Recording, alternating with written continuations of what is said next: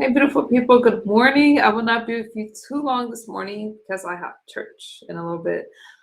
Donald Trump, Mamdani, and a little Charlie Kirk news, and then I'm going to be out of here, okay? Everything I share is for educational purposes. I've been having a little technical difficulties lately, so I'm going to hope I can get through this stream, all right? Let me get into the video.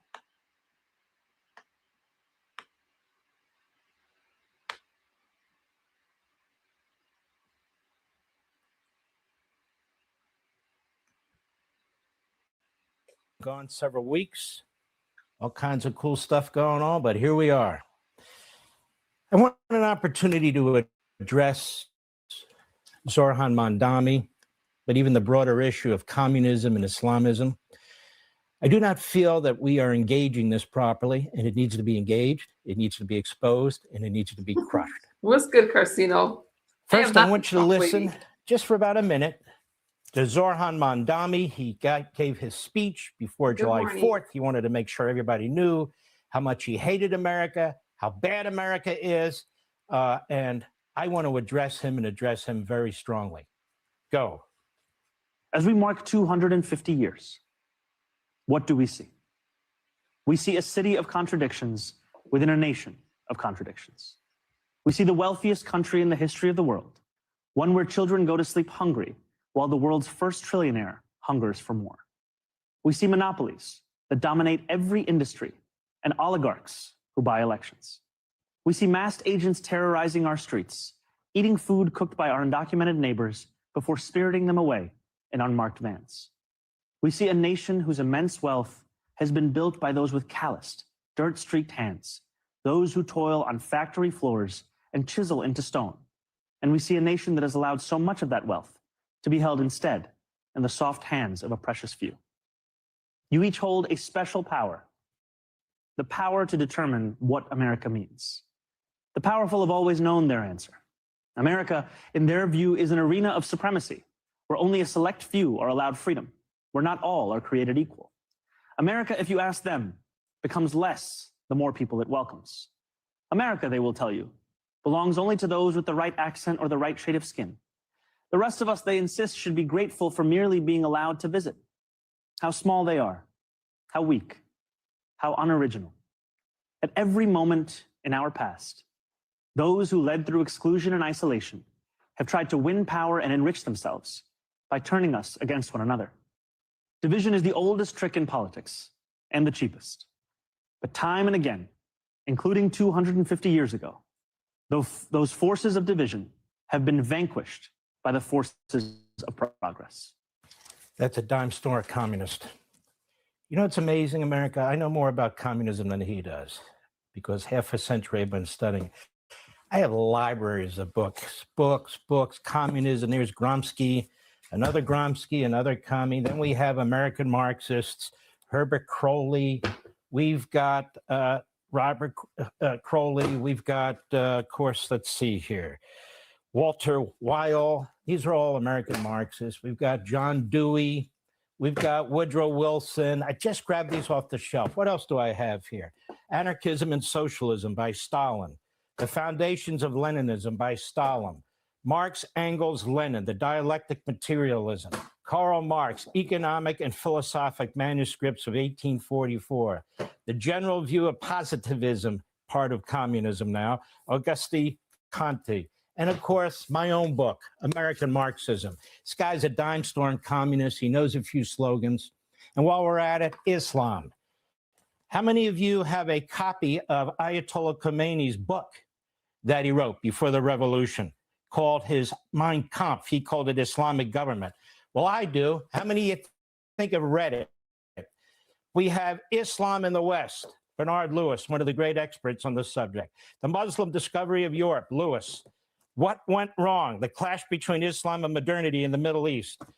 A faith and power. Militant Islam. On and on and on. And I've got it all and a lot more. But I want to address Mamdani because he's the foil for these movements. First of all, the man was born in 1991 in Uganda. At the age of 7, he and his parents came to the United States, 1998. He became a naturalized citizen in 2018 at the age of 27 years old. He's what, 35 years old now? Now explain something to me. Why would you become a naturalized citizen in a country you hate? You heard all those libels that this man gave, and I will address them in a moment. To become a naturalized citizen, you don't just sit there and get a card and fill it out. It's a step-by-step process. You have to want to be a citizen. Your eligibility has to be determined. You got to turn in all kinds of documentation. You have to fill out a form N400, gather documents, file the documents, get responses to your documents.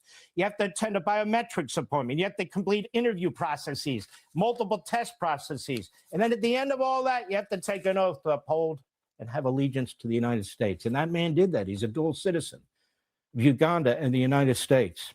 Ayn Rand had a famous quote once. She said, "There's really no difference between communism and socialism except in the means of achieving the same ultimate end." She said, "Communism proposes to enslave men by force, socialism by vote. It is merely the difference between murder and suicide." This man knows nothing about capitalism. What is capitalism? Anybody know? Who invented capitalism? Nobody. Capitalism is a spontaneous form of commerce. It's how people have been dealing with each other for thousands of years. And yet, communism is an invention. It's a defective ideology about humanity, about how commerce works, how politics works, and it's been imposed on human beings at a great cost. Mamdani is a Marxist Islamist propagandist. He's full of slogans and catchwords aimed at arousing jealousy and anger. He defines democracy and Americanism through the lens of Marxism.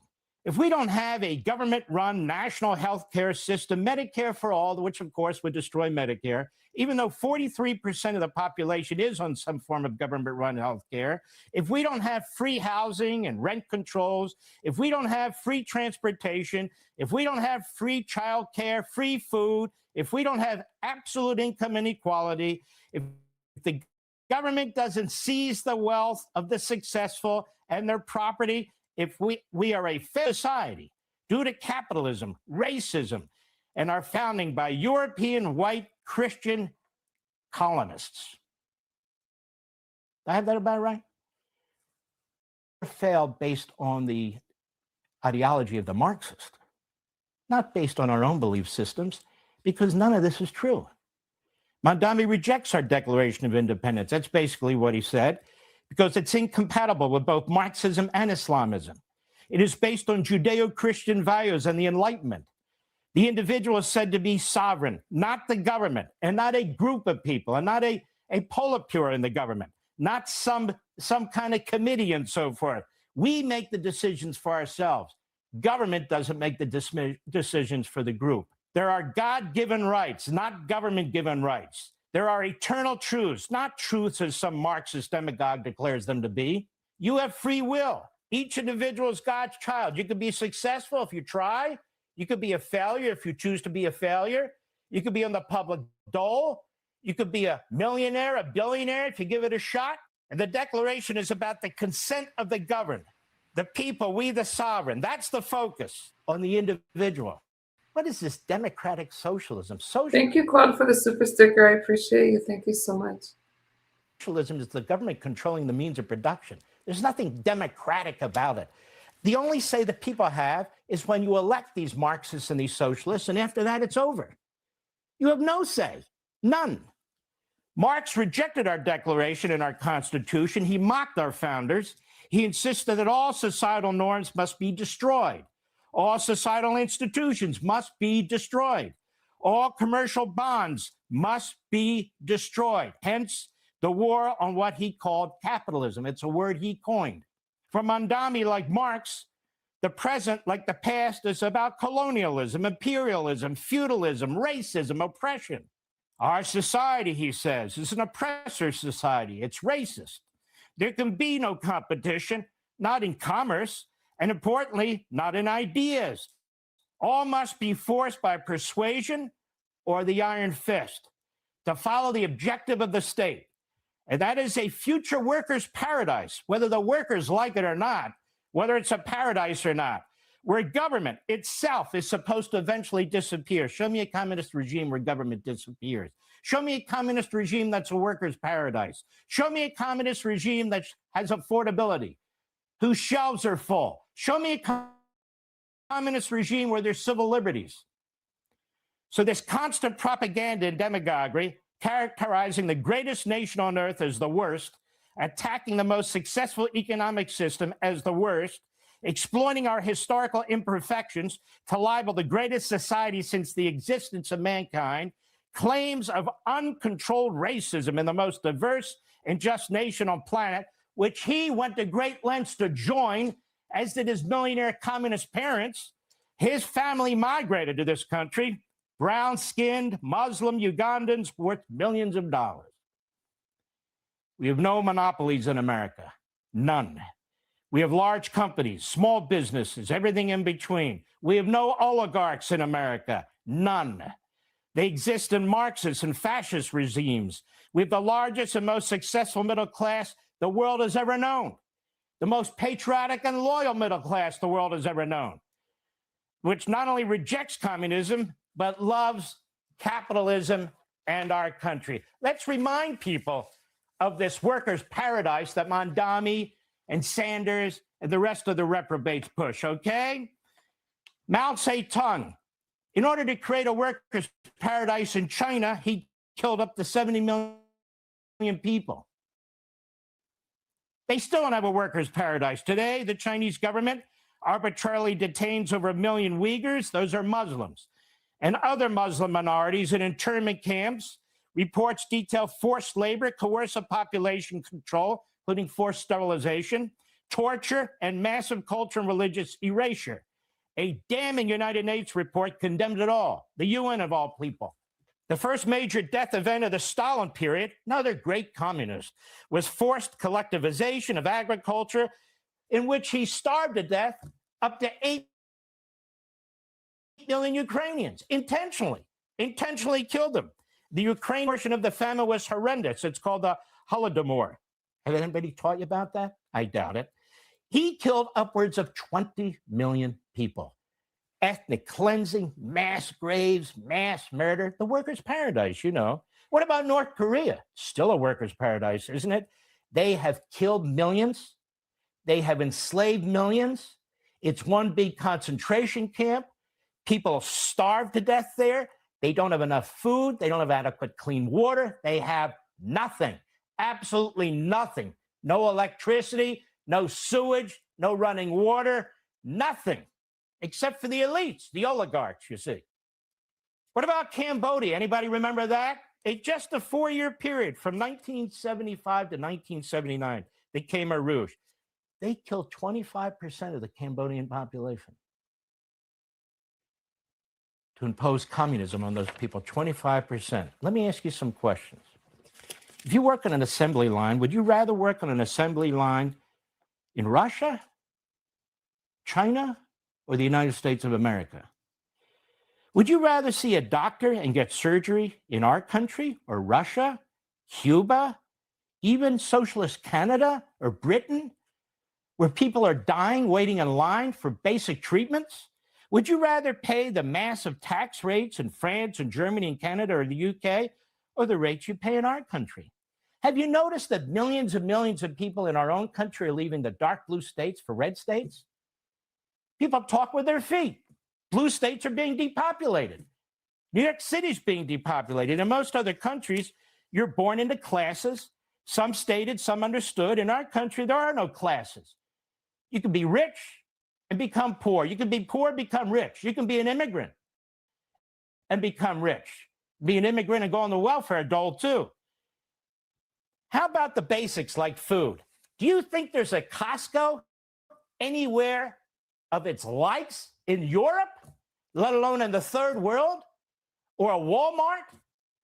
Or pick up the phone and call Amazon and something's delivered to your door in 3 hours?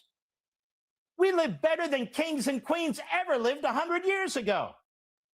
Running water, clean water, hot water. When you turn on the spigot, you hit a switch and you have electricity. Where do people think that came from? Look around you. Look at the grandeur that exists. Look at the luxury we have. Televisions, radios, iPhones at your beck and call. Everything you could possibly need, everything you could possibly want.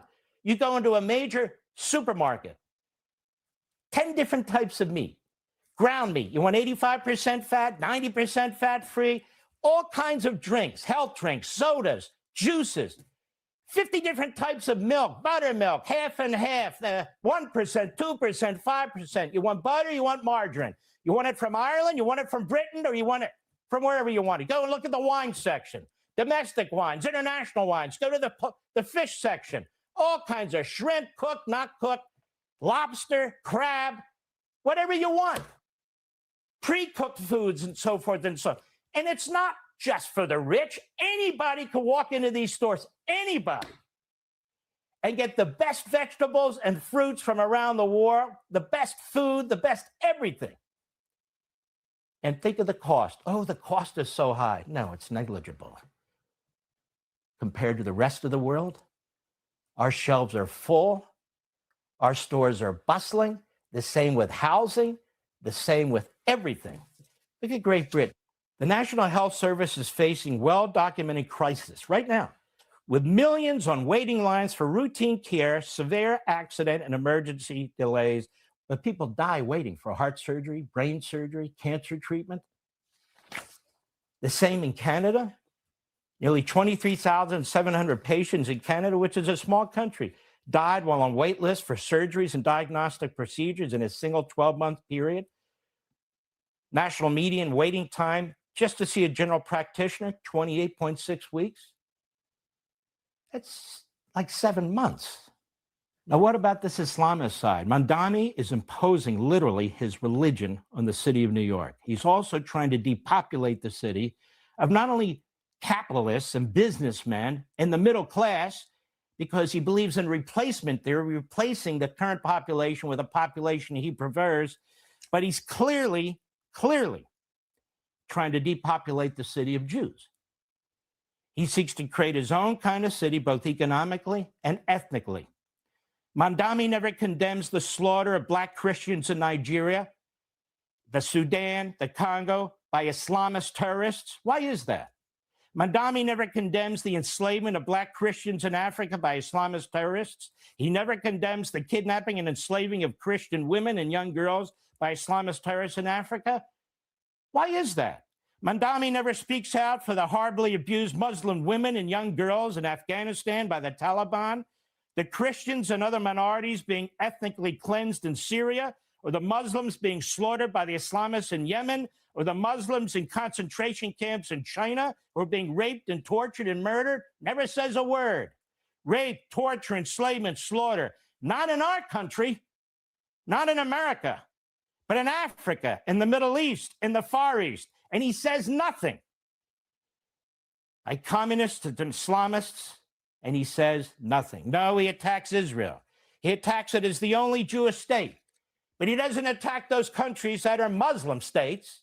He doesn't attack those countries that are Arab states. He's singly focused on the Jews in the state of Israel because he's a Jew hater, anti-Semite. Not a word about the scores of those other countries. Not a word. I can go on for hours, actually. We've got other things to do, but I'm sure I'll be returning to this in the future because we cannot allow the Marxist Islamist axis to destroy our country from within. And I have barely touched the surface. Be sure to like and subscribe for all the Fox News latest on YouTube and catch full shows streaming.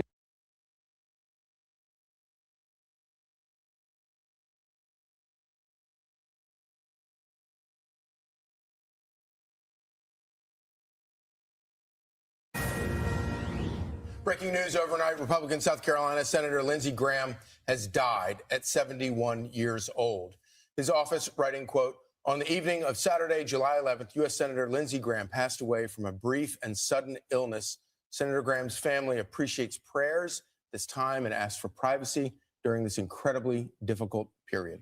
At this hour, no cause of death has been revealed, but police reportedly responded to a cardiac arrest call at his home and were seen carrying a person away on a stretcher to an awaiting ambulance. Senator Graham had just returned from Ukraine, where he met with Ukrainian President Vladimir Zelensky in Kyiv as part of his efforts to end the war with Russia.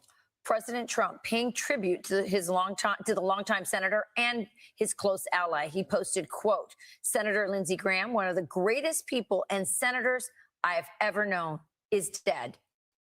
He was always working and was a true American patriot. Lindsey will be greatly missed. Details and arrangements to follow. So sad. And reactions pouring in from around the world. Israeli Prime Minister Benjamin Netanyahu posting, quote, Israel has lost one of its greatest friends. America has lost a patriot. Senate Majority Leader John Thune says, quote, his influence on the federal judiciary, our national defense, and his beloved South Carolina will be felt for generations. And in his home state, fellow South Carolina Senator Tim Scott writes, Lindsey remained committed to public service and doing what he loved. He always introduced levity and brought wit to the most challenging moments. And Governor Henry McMaster remembers him as the fiercest of fighters for South Carolina and America, and a loyal and steadfast friend. Lindsey Graham's fight for our country started long before he was elected to the Senate, serving 6.5 years as a U.S. Air Force military prosecutor and defense attorney. Upon leaving the Air Force, he joined the South Carolina Air National Guard, serving for another 6 years before joining the U.S. Air Force Reserves, where he performed numerous short-term reserve duties in both Iraq and Afghanistan. He retired at the rank of colonel after 33 years in uniform. The senator came from humble beginnings, being raised in central South Carolina, where he lived in a single room with his family. Graham then became the first in his family to attend college, where he lost both his mother and his father within 2 years at the age of 20. But this didn't stop his drive for the American dream, taking on the responsibility of raising his 13-year-old sister, Darlene, who he later adopted, and running his family business, all while still in school. Senator Lindsey Graham was 71 years old. For more on his life and legacy, let's bring in Chief Congressional Correspondent Chad Pergram. Good morning, Chad. It's sad news to wake up to, and I know you knew him well. Yeah, I had just tried to talk to him a couple of weeks ago. The Senate has been out this past week, and I was trying to get him. I chased him out the Senate door out to a car, and he was just in a hurry and didn't have time to talk at that point because Lindsey Graham was always on the move. As you indicate, he had just been to Ukraine. It was very typical to hear from his office, that he was going to be in the Middle East or he was going to be in Europe or someplace. And would we care to have an interview with him? I mean, he was always in the middle of almost every policy debate. And I think it was very striking that he had just been to Ukraine over the weekend here. He had celebrated his 71st birthday on Thursday and had met with Vladimir Zelensky and trying to figure out a way to end this war. And this is what he had to say in Ukraine just a couple of days ago. I've never been more optimistic than I am today that we have the formula to end this war. Help Ukraine be more lethal. Let those supporting Russia to know it's going to be a price to be paid if you keep doing it. And to try to find an off-ramp, not to humiliate Putin, but to end this war so that Ukraine will thrive and survive. Now, here's what's interesting about Lindsey Graham. You know, he had been a House member, was elected to the House in the big Republican wave in 1995.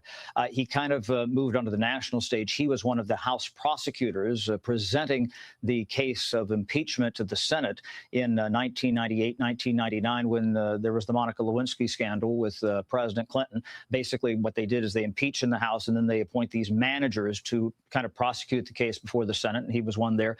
He took over for Strom Thurmond, who was the longtime 100-plus age senator in 2003. Strom Thurmond retired from the Senate. And so you basically had only two people in that Senate seat since the mid-1950s. Strom Thurmond had served in that seat for decades. He retired at age 100, and Lindsey Graham took over in early 2003. The other thing that's always struck me about Lindsey Graham is that he was at the center of every single policy debate, whether it be Iran. I remember talking to him the night before the airstrike started started because there was some question about whether or not in late February they were going to continue or not. I remember a lengthy conversation I had with him in 2005. This is early 2005 when President George W. Bush was trying to partially privatize Social Security. And who was at the forefront of that? It was Lindsey Graham. I talked to a former aide of his just a few moments ago who described him as having an alligator skin and said, you know, he didn't take the criticism that was sometimes lobbed at him personally, but said that he always, you know, could kind of disarm people. They said he probably could have been a stand-up comedian. People just didn't realize how funny he was, you know, when the camera lights turned off or he was trying to talk to some people off to the side. Now, here's what has to happen. As we say, we look at what the Senate situation is right now. We don't know the health condition of Mitch McConnell, the former Senate Majority Leader, who's been in the hospital for weeks. The Senate is supposed to come back in the coming days here, and so obviously they have to figure out, you know, what his status is. But right now, the Senate on the Republican side of the aisle is down to 51 votes. They have trouble moving things through the Senate right now, and so what will they do to replace him? Under South Carolina law, we're told that, and this is the process here, that they would probably have to have an appointment. Now, whether or not that's a caretaker senator, somebody who doesn't run. Again, Lindsey Graham was on the ballot this fall. He was running in the fall of 2026. He had just secured the Republican nomination for another term.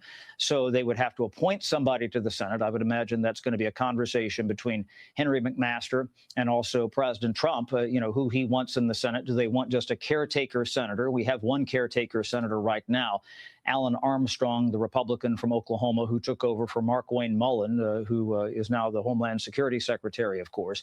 And does that person, do they want that person to be a caretaker, or do they want that person to run in a primary? I'm told that probably in about 5 to 6 weeks, they would have to have another Republican primary to determine who their nominee is.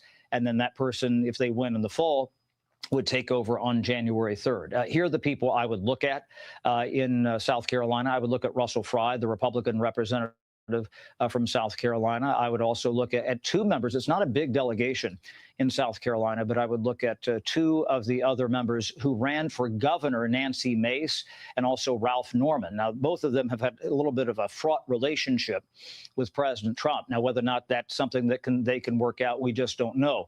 But operationally in the Senate, this causes problems because Lindsey Graham was the chairman of the Senate Budget Committee. You've been hearing a lot of conversation about them trying to do budget reconciliation 3.0. This is another policy bill. The Senate is looking a little more askance at this compared to the House of Representatives, but they'd have to have another budget committee chairman. He's been a member of the Judiciary Committee for a long time.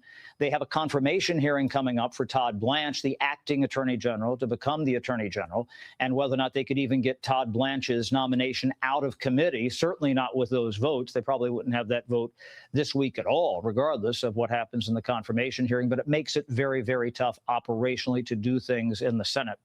And that's why we would probably look very quickly for them to figure out, OK, who do we appoint to the Senate, even if that's somebody on a temporary basis, and then who wants to run in that special election primary on the Republican side, probably sometime in late August, maybe 1st of September at the latest. But it's going to be very, very fast.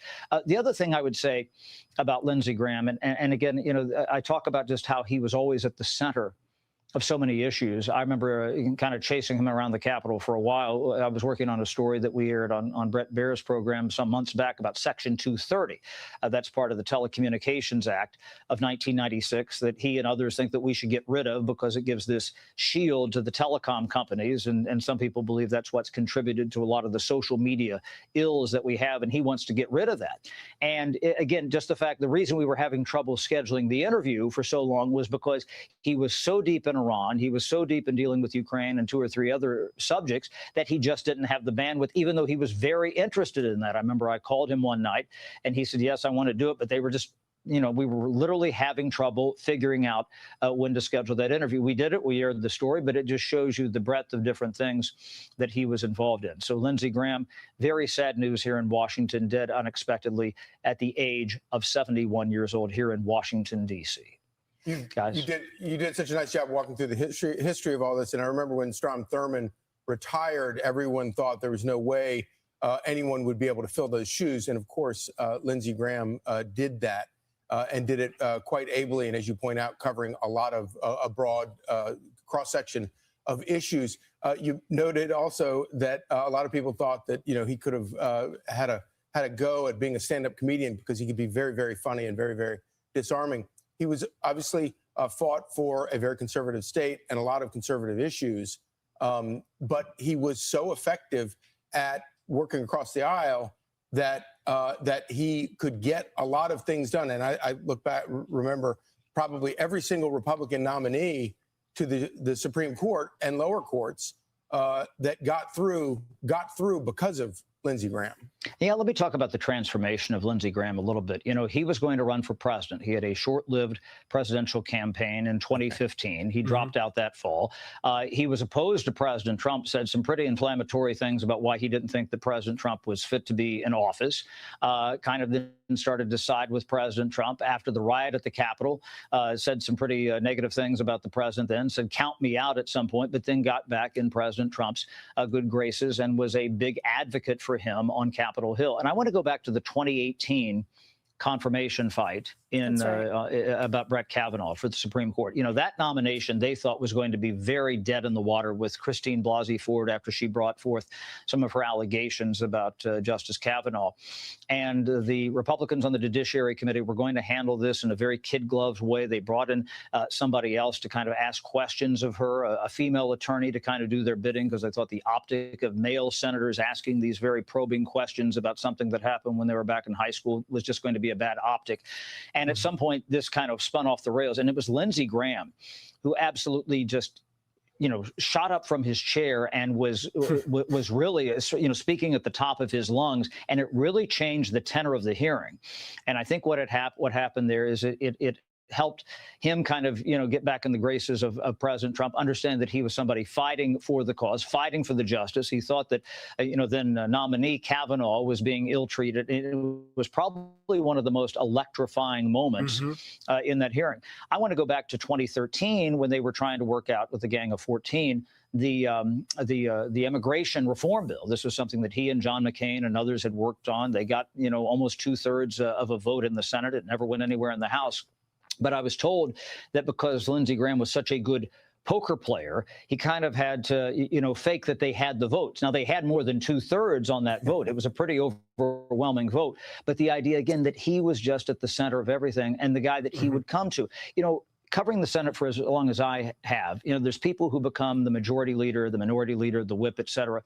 Those are never positions that Lindsey Graham had. But there historically have been people in the Senate who always kind of made things work behind the scenes. Sometimes they were very prominent. You saw them on the air a lot. You saw them in Senate debate a lot. But I think of somebody like Ted Kennedy of Massachusetts. I think of somebody like Richard Russell, who the Russell Senate Office building is named after. They completely knew how the Senate operated and knew where all the votes were on every single issue on both sides.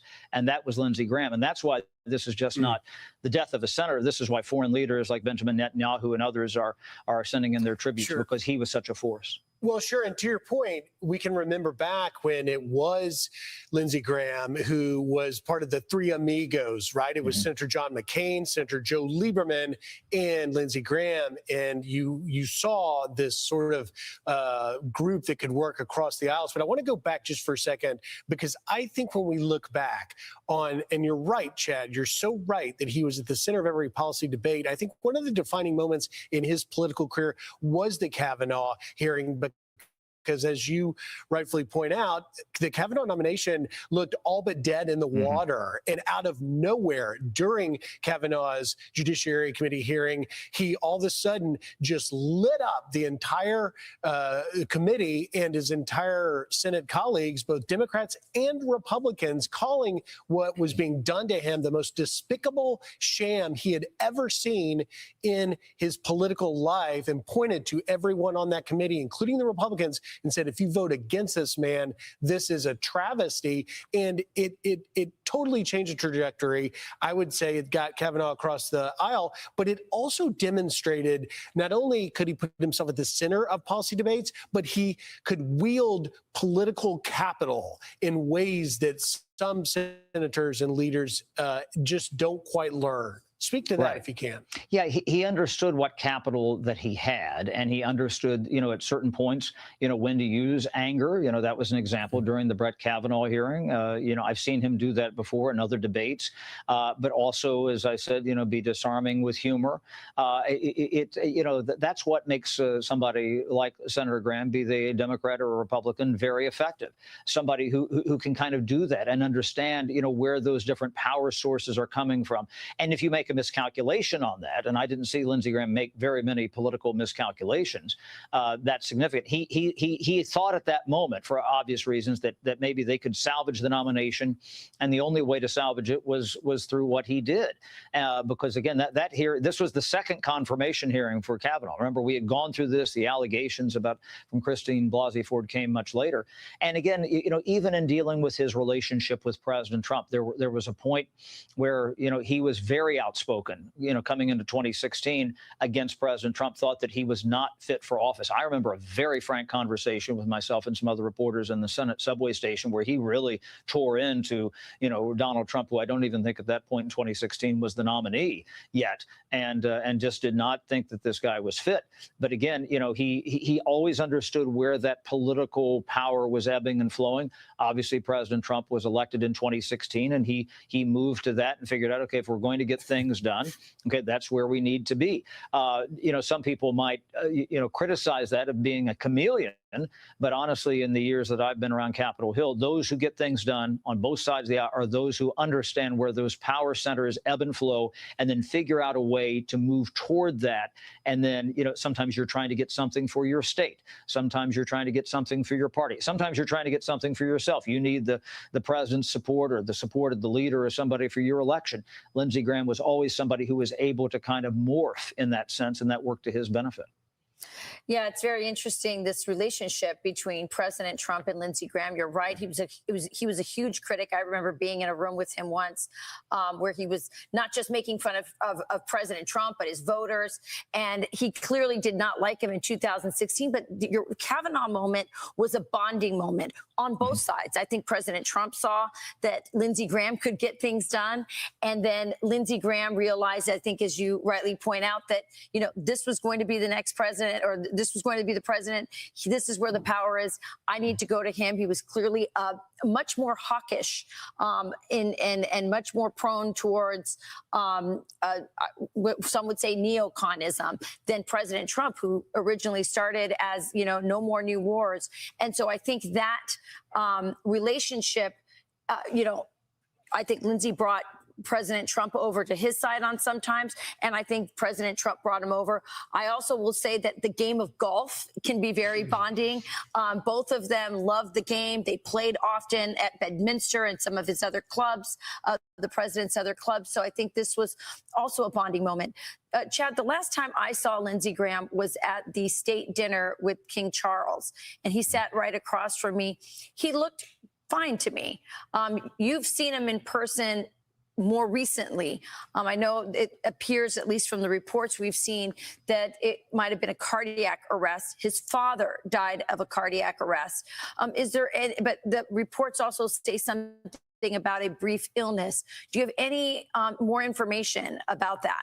We just don't know at this stage. I remember, when I went to interview him, and again, this was some months ago. It was in the late winter or early spring, and this was a separate one-off interview, just not grabbing him in the hallway as we often did about the Section 230 story. But I remember he had a pretty bad cold then, and I will say this: I didn't know, I hadn't heard anything about any health issues surrounding him or anything like that.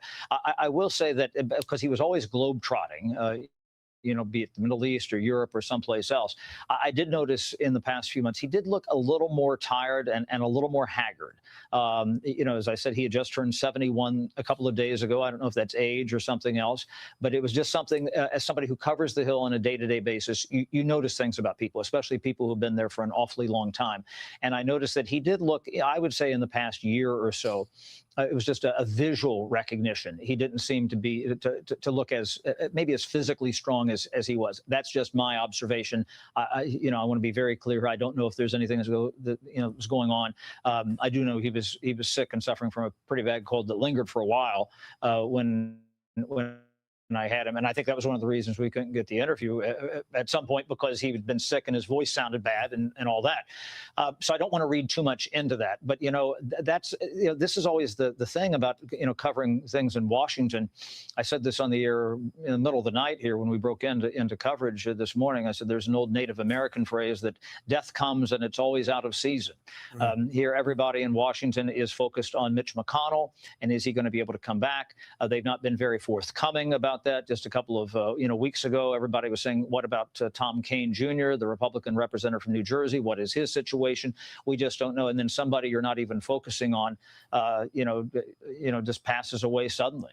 And it's just remarkable. And I think that's part of the shock in this, that this was not something that was expected by anyone here on Capitol Hill. Truly. Chad Pergram, thank you so much for your long history and wisdom on all of this. Thanks, Chad. Be sure to like and subscribe for all the Fox News latest on YouTube and catch full.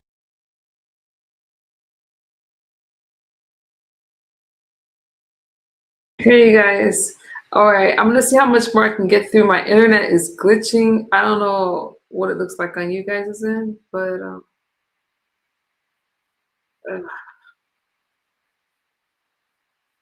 hang on, you guys.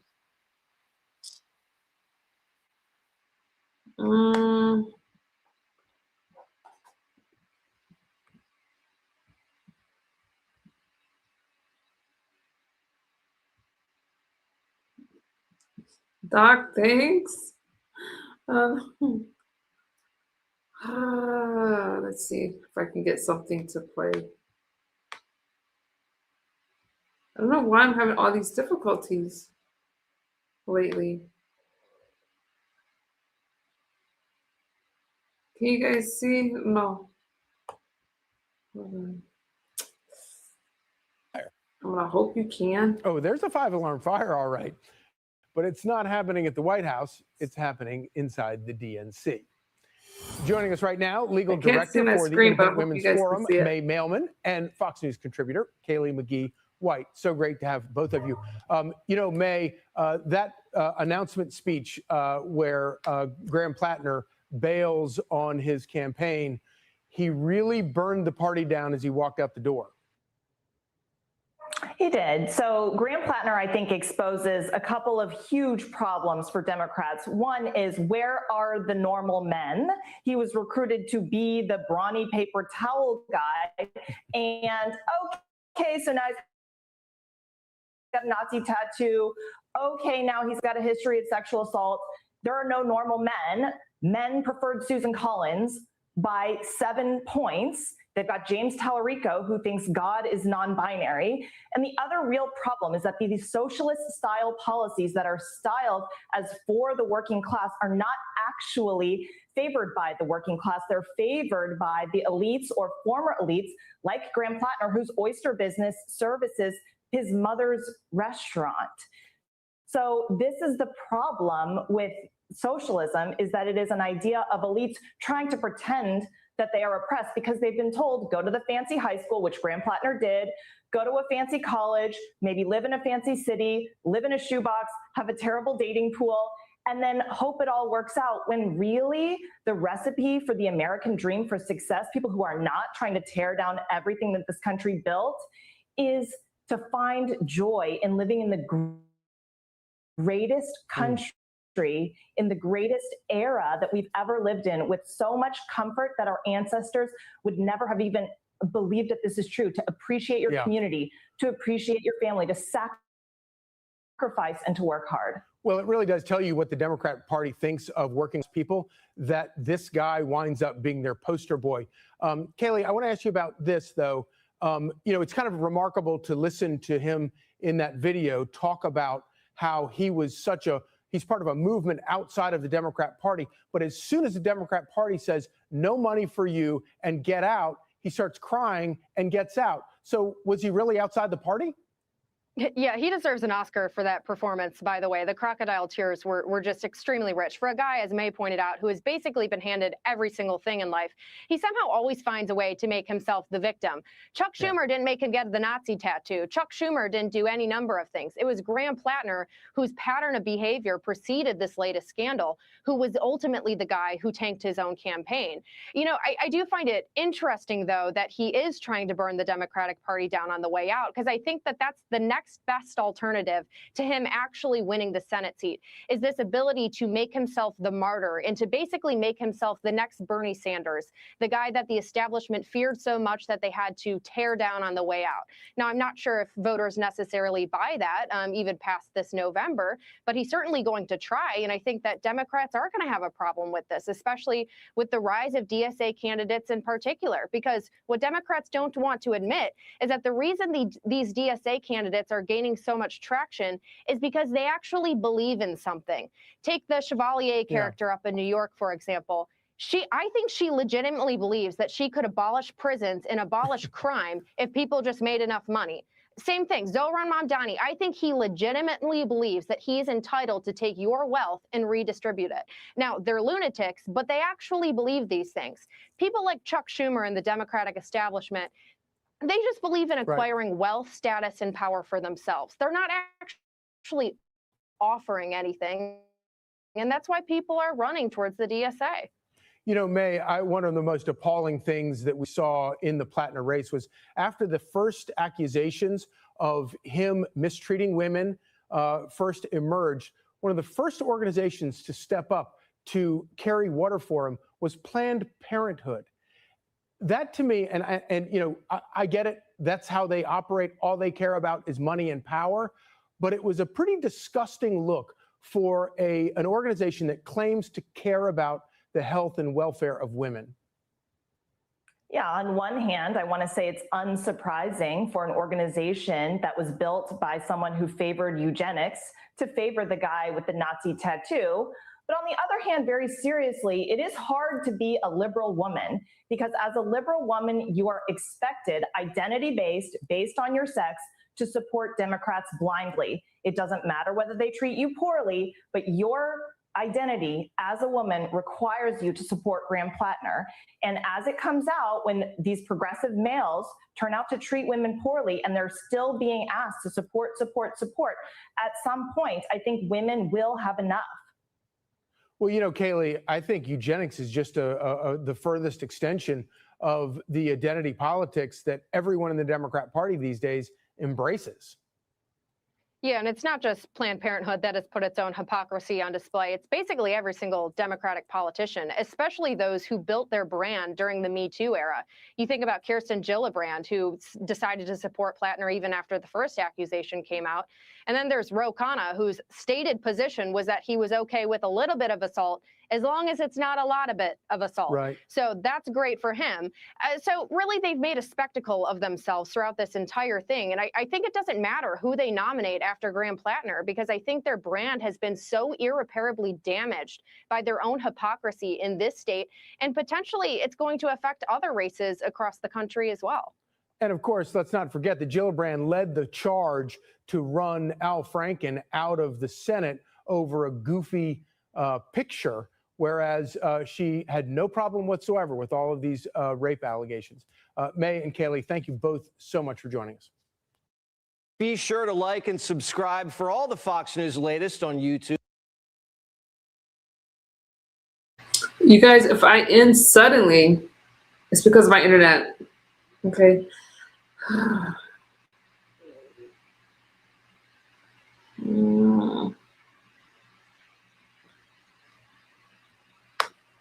So don't take it personal.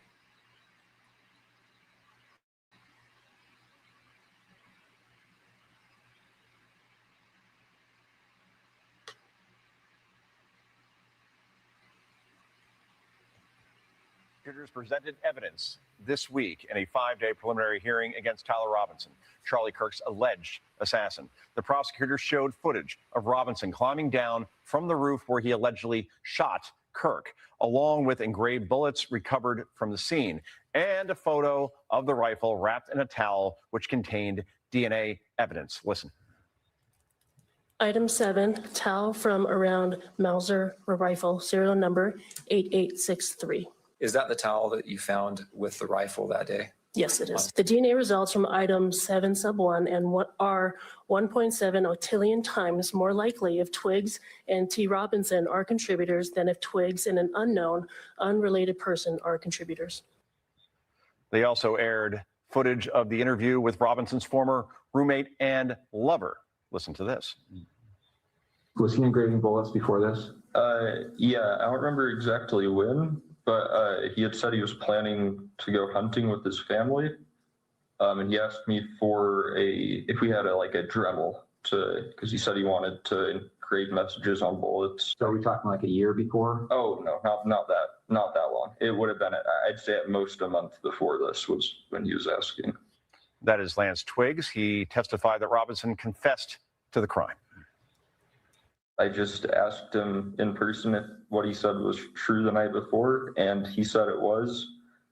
I started crying a little bit and said he wishes he hadn't done it, and then kept going around and just doing stuff, I think, to keep himself busy or distracted or something. So now the judge in this case will determine whether Robinson will stand trial after oral arguments conclude on September 1st. Joining us now is criminal defense attorney, Fox News contributor, and co-host of The Murder of Charlie Kirk on Fox Nation, Josh Ritter.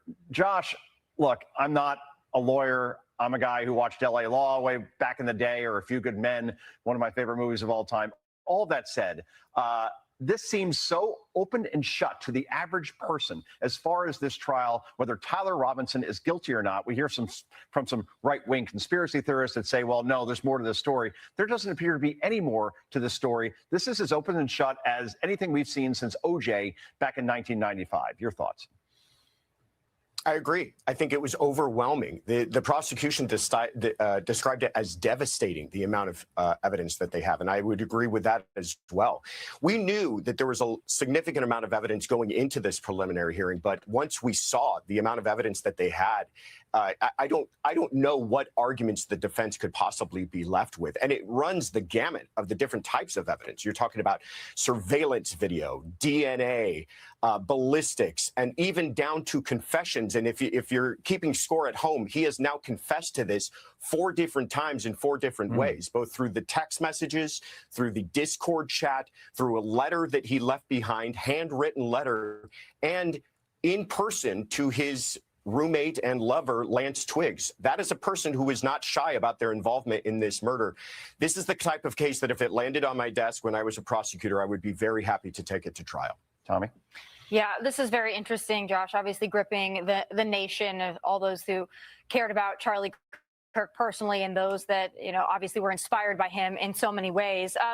Question for you just on the timeline here. And, to Joe's earlier point about it feels very open and shut, but it also feels like it's dragging on for a very, very long time. I mean, just this pretrial has been 5 days long, and it feels like until we actually get to a trial or if there's a plea, it feels like a very elongated timeline. Can you speak to that or why that might be? Is this unique to Utah, or why is it taking us so long to get to the big moments here? It is unique, and it's not particular to Utah. This isn't some sort of thing about their justice system that just goes especially slow. It's this case in particular. While we were, just last week, while we were in Provo, it reached the 300-day mark since Charlie's murder. By the time the judge rules on this in early September, we will be closing on 1 year since his murder. So this is incredibly long period of time. Why is that? Well, I think some of that has to do with the judge. He just is allowing for full-throated arguments from the defense and the prosecution. The defense is especially litigious. They keep on filing briefs every step of the way. But I think ultimately it's because it's a death penalty case. Everyone wants to make sure that they're getting this right, the judge in particular, and that just seems to be adding to the time that's being consumed by this case. Yeah, Josh, thanks for joining. Very excited to chat with you, and thanks for what you're doing. Charlie was a dear friend of mine. He was a mentor to me. It's been hard to watch everything unfold, but I do think there's a level of closure there. Lance Twiggs previously testified that Tyler Robinson told him he wished he hadn't have done it. When you're in the courtroom, do you sense any sort of remorse from Robinson in either his body language, his facial expressions? Is there any remorse there? No. Not at all. Nothing that I would describe as remorse. So for the most part, he seems unplugged. At points, he's engaged. At times, he seems to be taking notes. The only time that he seemed to really react in any kind of emotional way to the testimony was when it became a discussion about the inscriptions that he made on the bullets and the discussion about how the rifle was owned by his grandfather. So make of that what you will. I thought personally that it could have just been him realizing that the walls are closing in. I don't know what kind of convincing he's been receiving from his attorneys as to what they might feel is the strength of his case. But if you sat and watched that prelim, by the end of it, you have to be convinced that he was the person responsible for this murder. Josh Redder, thanks for joining us tonight. Thanks, we really Josh. appreciate your input. Be sure to like and subscribe for all the Fox News latest on YouTube and catch full shows streaming.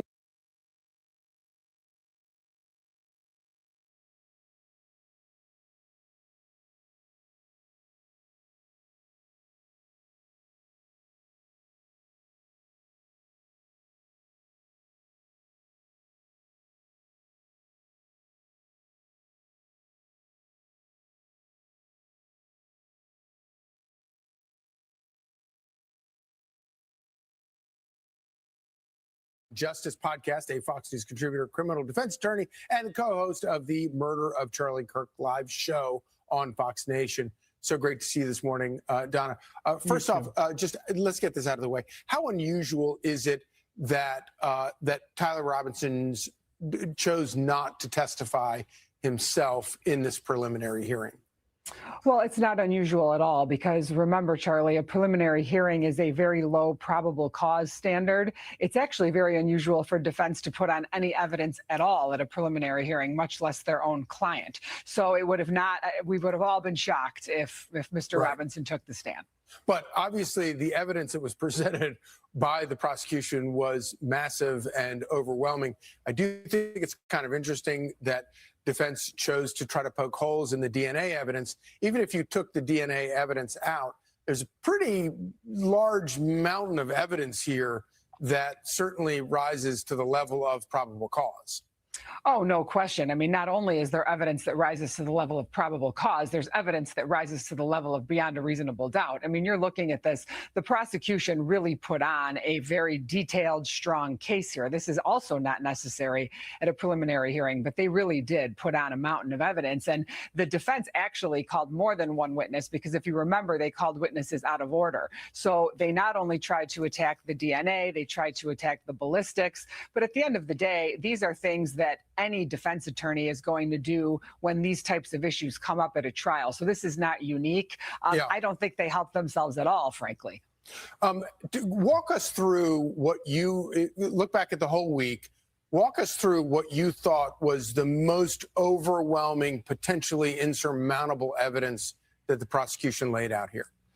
Well, I think in many ways, this case is death by 1,000 cuts. If you look at each individual piece of evidence, you can attack those pieces for a variety of reasons. But when you look at the evidence and the totality of the circumstances, what do you have? You have Tyler Robinson on the scene. You have Tyler Robinson arriving at the scene more than one time. You can show that the figure you believe to be Tyler Robinson is changing clothes. You have him getting on top of that rooftop. You have him assembling a weapon. You have the assembling tool, the screwdriver, found later. You have information from Lance Twiggs that Tyler Robinson was engraving bullets. And what do you find in the weapon? Engraved bullets. You have text messages that talk about the weapon. And what do you find? The weapon. And what's in the weapon? Those bullets that Mr. Twiggs tells you about.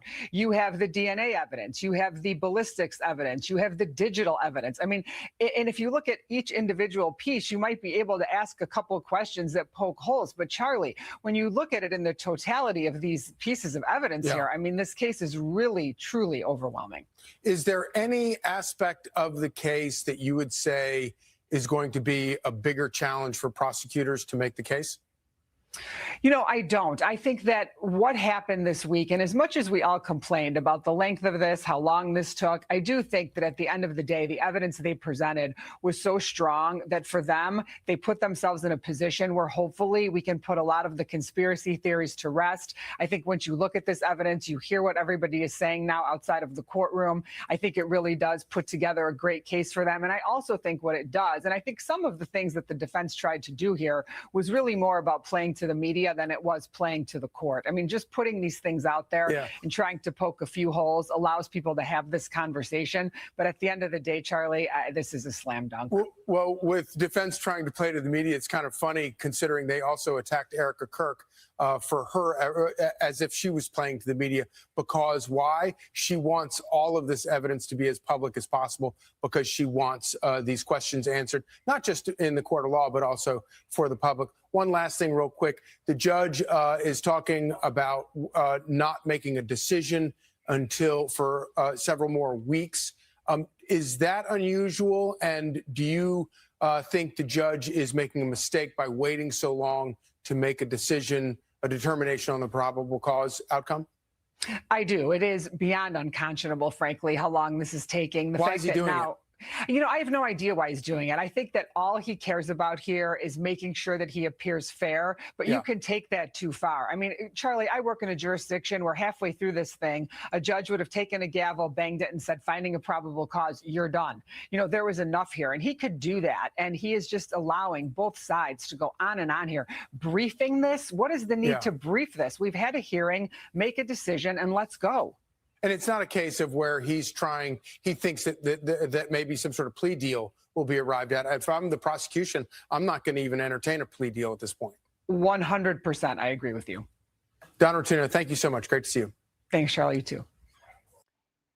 Be sure to like and subscribe for all the Fox News. This case is frustrating because the final arguments aren't to take place until September. I don't know if it's because this judge is newer or whatever, but I feel it's dragging on. Maybe because it's an important trial. It's dragging. Hi, Barry. So guess we'll have to wait until September. So we'll spend more time on Luigi Mangione and maybe, oh no, Maduro's not going to be recent either. So I don't know. I don't know. Let's switch gears. That's pretty frustrating, to say the least. Right, Doc. Everything gets dragged out. Speaking of things ending, I would like for this to end. Welcome back here on Live Now from Fox. The time is 5:10 on the East Coast and 2:10 on the West Coast. My name is Josh Breslow. Thank you so much for being with us here on Live Now as we break down all of your developing stories, breaking news, and top stories. There on the left-hand side of your screen, you are taking a live look over the Strait of Hormuz as we get to the latest on the U.S.-Iran conflict. And there are a lot of developments that have happened here over the past several hours. Take a look at this post from U.S. Central Command, also known, of course, as CENTCOM. It says they completed a third round of strikes this week against Iran July 11th, holding Iranian forces accountable for attacking another commercial ship in the Strait of Hormuz. U.S. forces hit about 140 Iranian military targets with precision munitions launched by land and sea-based fighter aircraft, drones, and naval vessels. Targets included Iranian missile and drone sites, naval capabilities, ammo storage facilities, communication networks, and coastal surveillance locations. Again, the U.S. launching those strikes this morning after that Iranian attack on a container ship that was traveling in the Strait of Hormuz. The vessel struck there was set on fire, and the crew was forced to abandon it. But not quite clear if there are any injuries there as a result. That is something that we are working to figure out. At the same time here, Iran has responded with attacks targeting Bahrain, Kuwait, Qatar, Oman, and the United Arab Emirates. This comes just a day after Iran's supreme leader pledged revenge against President Trump and the U.S. for the killing of his father, Ali Khamenei. Take a look at this post right here. This was posted on the official page and attributed there to Ayatollah Mashtaba Khamenei, again, the son of Ali Khamenei. It says, "To our martyred leader, O unjustly slain leader, O righteous servant of God, we pledge to safeguard your legacy, to steadfastly traverse the straight path you laid out, to fear no hardships along the way, and to attach our hearts to divine promises and glad tidings as you did. We pledge to avenge your pure blood and the blood of all the martyrs of these two recent wars by taking revenge against the criminal, disgraceful murderers. This vengeance is what our nation is demanding, and this must definitely be done.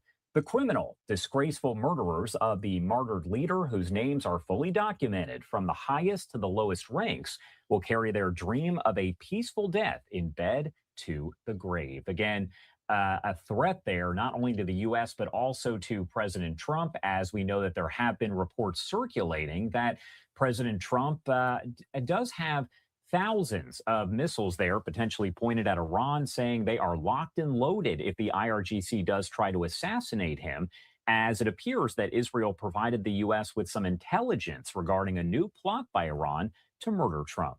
All right, a lot of developments there that we just went through in just a matter of minutes, but to break it down a little bit further, I want to bring in Seth Frantzman, an adjunct fellow there at the Foundation for Defense of Democracies. And Seth, as always, a lot to discuss here. Thank you so much for being with us on this Sunday. Yeah, thank you for having me. Of course. And first off, we are looking at that live look over the Strait of Hormuz provided by Marine Traffic. And you can see there's not necessarily a lot of movement here, but definitely a lot of ships that are there in the water, waiting to see exactly how this plays out. But now that we have another ship that was struck there by Iran over in the Strait as it was traveling, and the U.S. is resuming those strikes, does it appear that we are almost going back in time a few months and maybe even starting from scratch?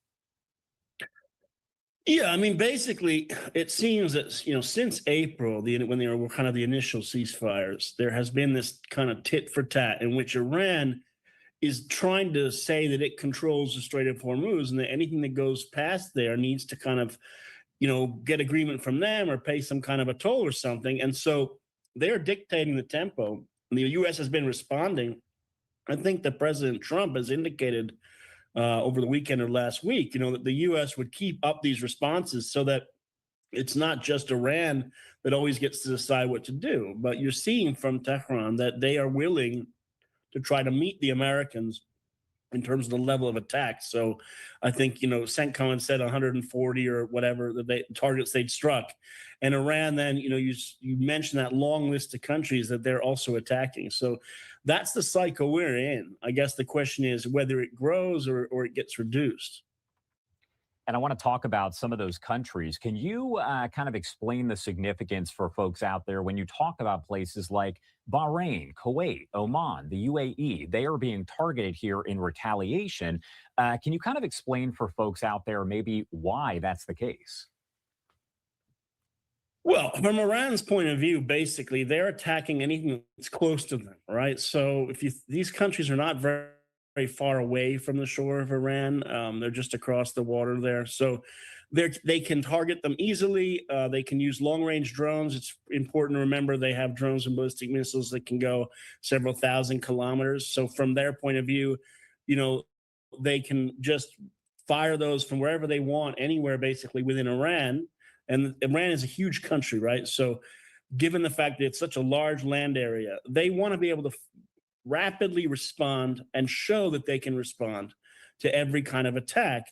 And I think they probably are choosing those countries in some ways because they assume the United States, will have to help to defend those countries because the United States has bases there, right? Let's recall, America has a naval base in Bahrain. We have air bases in Qatar, in the UAE. We have bases in Kuwait and in Jordan. So I think that's kind of the map that you're seeing. What they haven't done yet is target Israel. And I assume part of that is that they know that Israel would then respond.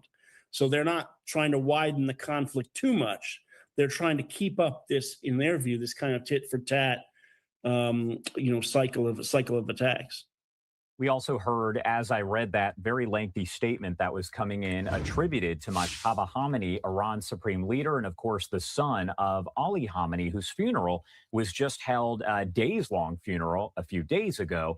I wanted to ask you that comment about quote-unquote revenge. What is Mojtaba Khamenei or whoever is writing that statement there really trying to say? Because that almost seems as though it's putting forth another statement, and the U.S. will, of course, have to respond.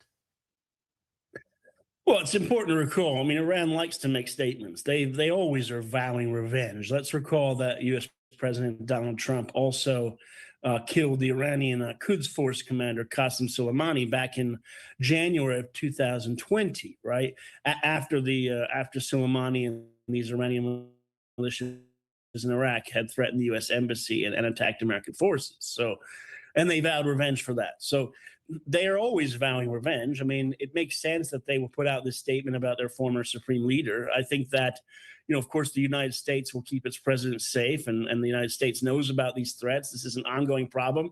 Iran has been attacking America, for 40, 50 years, right? Since the revolution in 1980, since they took our hostages. So that's just what they do. And then they always claim afterward, if you dare to retaliate against them, well, now we have to take revenge for the retaliation, when in fact they're the ones that started it. So I think that's kind of par for the course, basically.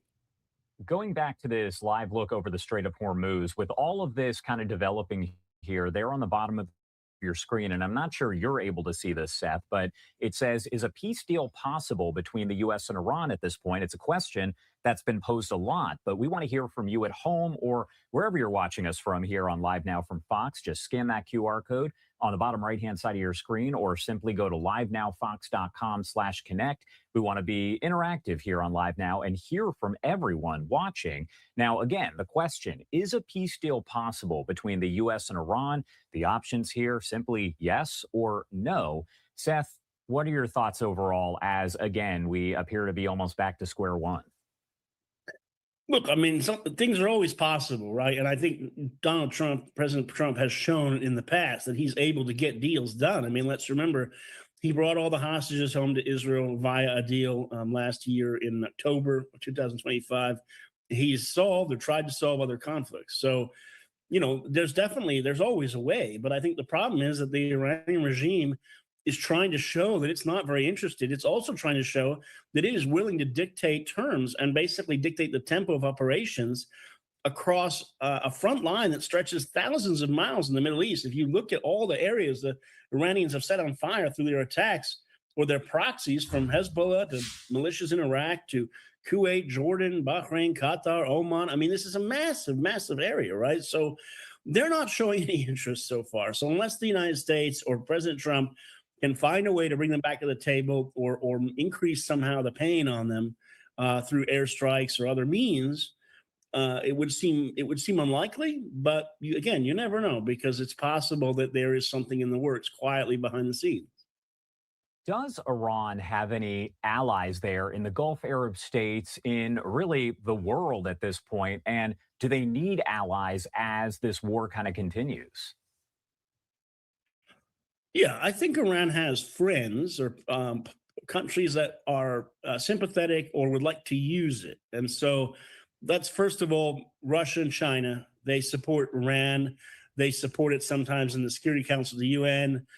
China has a 25-year kind of deal with Iran, some sort of economic deal. The Russians have, worked with them for decades. So Russia and China, that's two. That's kind of important countries, I think. And then other countries out there have some types of sympathy or connections to Iran.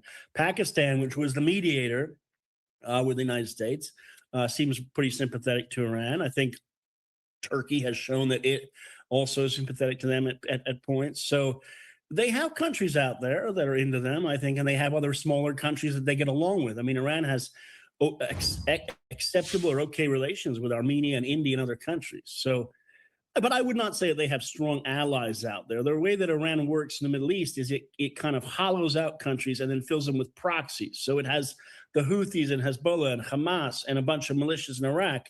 Those are militia cartels, gangs, terrorist groups, and those are its allies, really. So it's not really the country of Yemen, but it's the Houthis, and they control half of Yemen. So it's like having an alliance with all the cartels in Mexico or something. So that's kind of how Iran prefers to work. And of course, there on the bottom of your screen, we're asking the question, is a peace deal possible now between the U.S. and Iran as everything kind of picks back up? All you have to do is scan that QR code on the bottom right of your screen there, or go to livenowfox.com/connect, hit that bookmark button, because anytime we have polls, questions, any of that, you can find it right there on that central hub, and then you don't have to scan the QR code each time. Right now, 9% saying yes, a peace deal is still possible, and about 91%, so a fair majority there, saying no. And I'm looking over only about 100 votes so far, but obviously we just put that on your screen. So we're going to continue to leave it up so we can get those results in real time as they come into the newsroom. All right, one more question here about Iran before I want to talk a little bit about Hezbollah and Israel, all of that. As we look at this live look coming in from marine traffic, I wanted to ask, because Iran says they have officially, quote unquote, close the Strait of Hormuz. Who actually operates? Who is in control of the Strait of Hormuz? Is there any clear, I guess, leader there, or is it kind of up in the air? Well, the Strait of Hormuz is an international waterway, so it's not supposed to be closed. It's supposed to be controlled by the international community. I mean, the whole American policy for more than 100 years has been freedom of navigation, right? Freedom of the seas. So it's not supposed to be controlled. But again, it's a small waterway, and there's lots of things passing through it in terms of the global economy and oil, right? So you see what the Iranians are kind of making a play by saying it's ours. We're going to run it. Now, they don't have not only do they not have a right to do that, because there's a whole bunch of other countries, as you can see on the map. Oman is there, the UAE. So there's, but I think in the end of the day, what Iran is showing is that the threat to these global choke points is a serious threat. It's not just here. You could have it in the Straits of Malacca, or the Bab el-Mandeb Straits, the Red Sea, or any place where you have a small waterway in which a lot of things are flowing through it. So, it's American policy, and it's the policy of the world to not allow waterways like this to be just cut off. So no one should be controlling it. And I think, again, this is where we are today. Is Iran going to do this for the next, decades? Are they going to try to control it? Or are we going to make sure that there's freedom of navigation, as there has been American policy for a very long time?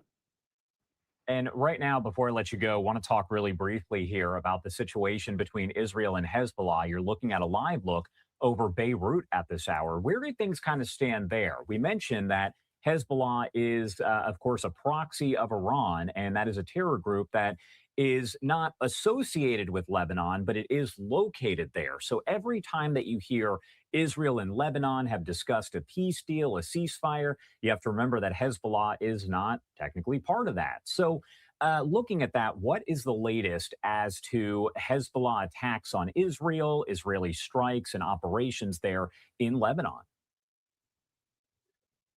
Well, there's a ceasefire at the moment. So I was up there I was on the Lebanese border yesterday. I was maybe, 50 meters from the border. So it was pretty peaceful on the Israeli side. But I do think that on the Lebanese side, you have, as you noted, Hezbollah, a terrorist group, is still there. The Israeli Defense Forces, the army, has pushed into Lebanon, several miles. So they've kind of created a buffer zone. Hezbollah is still operating, and there were some airstrikes, I think, when their operatives pop up or threaten Israeli troops. And I think that's the big question. Is the Lebanese army that the U.S. has backed and the international community has backed, is it going to deploy where it's supposed to deploy in southern Lebanon in certain areas that we've called pilot zones, according to the ceasefire deal? And will they deploy and do what an army is supposed to do? I mean, the whole point of having an army is that you control your borders in your country. You don't allow terrorist groups or cartels or gangs to control part of it. And so the problem in Lebanon is that they've allowed Hezbollah, which is equivalent of any terrorist group or a cartel or anything, to basically carve out a whole area of the country they control. So what Lebanon has to do is send in the army and have the army do its job. And the United States supports that. And the whole point of the ceasefire with Israel is to give them time to do that. And so within the next weeks or so, there's going to be kind of a trust but verify point in which we see whether or not Lebanon deploys the army or they don't. And then we see whether or not the ceasefire can continue. All right. Seth, thank you so much for taking the time to join us here. A lot covered, but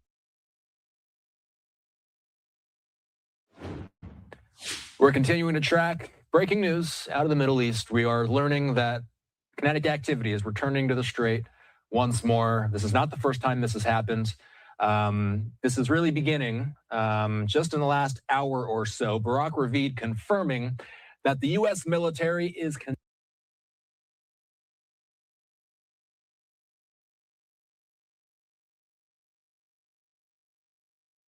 What happened to the sound? Oh, daggone it. Hold on. Okay. I don't know what happened there. That won't work. Let me replace it. That's a different video.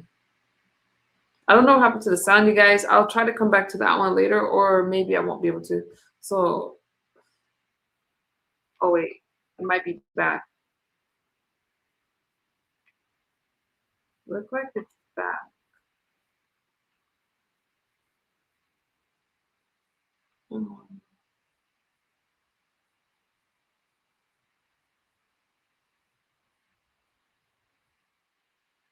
Oh no.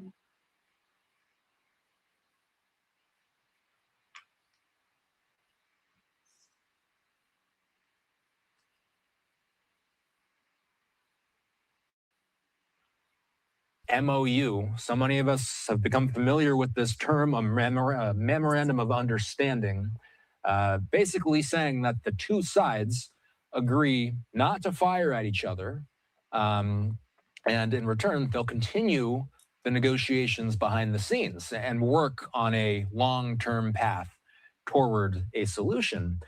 For now, though, as I mentioned, the kinetic activity continues. This live depiction of the traffic in the Strait of Hormuz is brought to us courtesy of Marine Traffic. U.S. Central Command saying that its forces have begun a third round of strikes, and you'll just have to bear with me because new information is coming in by the minute, trying to get this all on air as timely as possible. The U.S. military has released a statement. The AP has it. They say, quote, the United States is imposing a heavy cost by continuing to degrade Iran's ability to attack civilian mariners and commercial ships freely transiting the strait. A Cyprus-flagged container ship struck by Iran suffered significant engineer room damage, and a civilian crew member is missing, U.S. CENTCOM said. Okay, so that's a new piece of information I'm reading here. So U.S. CENTCOM, which again, that's the U.S. military's command that covers the jurisdiction that so many of these Middle Eastern states are in. CENTCOM says that a Cyprus-flagged container ship struck by Iran suffered significant engineer room damage, and a civilian crew member is missing. So we've been asking ourselves this question so often, which is why does Iran fire these preliminary shots that oftentimes do result in kinetic fire being exchanged by both sides? There's been a lot of reporting on the topic, and one of the common denominators that the reporting suggests is that there might be a lack of unity within the Iranian upper ranks. We'll wait for more reporting to come out on this specific incident. For now, this is what we have in front of us. Axios' Barack Ravid saying that the U.S. military is conducting strikes against Iranian targets in Hormuz in response to the IRGC's attack on a commercial ship. Senior U.S. officials, according to the AP, had previously said in Washington that negotiations to further cement last month's deal to end the war will be unable to progress without the strait being secure. Had even said that they expected Iran to offer public statements to that effect. We were having conversations about this just yesterday, that the White House wants Iran to release a public statement saying that Hormuz is open to traffic and that there will be no more strikes on ships. And it appears that another situation has come up where there was at least one vessel that was fired at, and now the U.S. responding with more kinetic action on their end.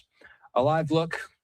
Of course, all of this comes in the context of the wider U.S.-Iran war, which Israel has also been involved in offensively.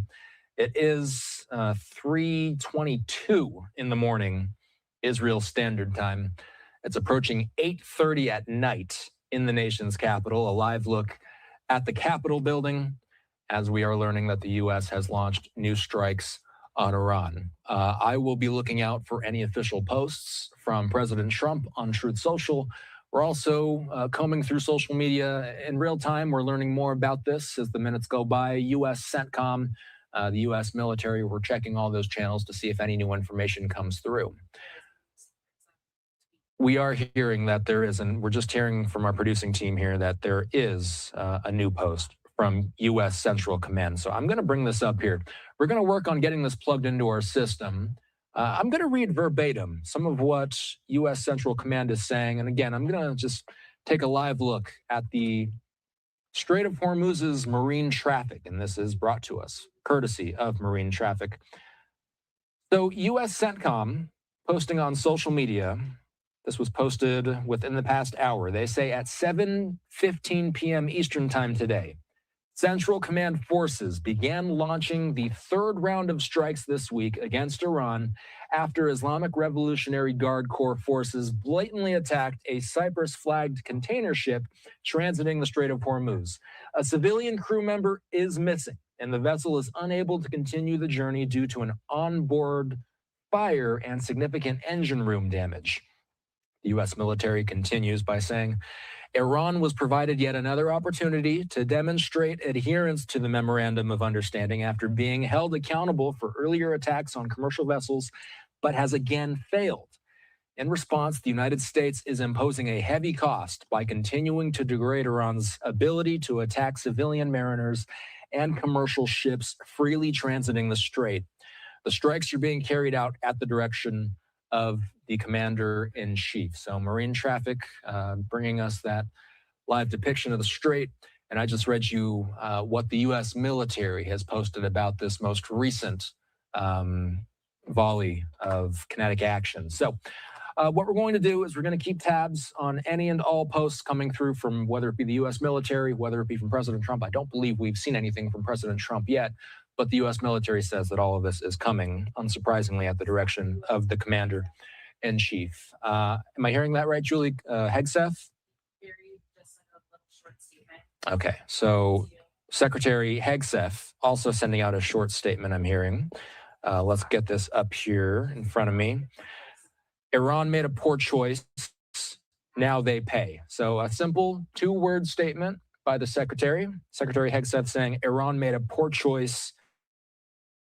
My big questions as we wait to learn more about this is how significant are these strikes? What's the extent of the offensive that the U.S. is carrying out right now? The U.S. has not been shy about saying that they will carry out a more extensive offensive if they have to. And so that's all the Secretary said for now. Iran made a poor choice. Now they pay. Will this round of strikes look different than previous round of strikes? These are the answers I'm going to be looking for as things move forward. We're going to be checking in with Hal Kemper within the next half hour or so. We're also going to see if we can check in with the AP's Will Weissert within that. Welcome back to Live Now from Fox. I'm Shauna Kalafi. We are following some breaking news from the White House. President Trump issuing a new threat against the Islamic Republic of Iran. He posted this on Truth Social within the last hour, saying 1,000 missiles are locked and loaded and aimed at the Islamic Republic of Iran, with thousands of more to immediately follow should the Iranian government act on its threat pronounced in many corners of the globe to assassinate or attempt to assassinate the sitting president of the United States of America. In this case,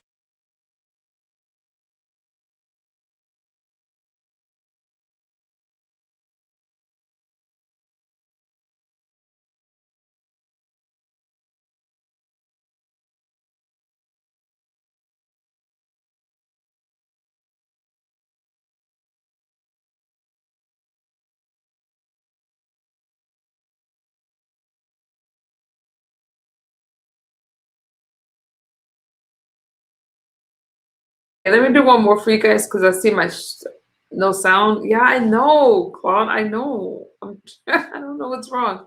I don't know what's wrong today.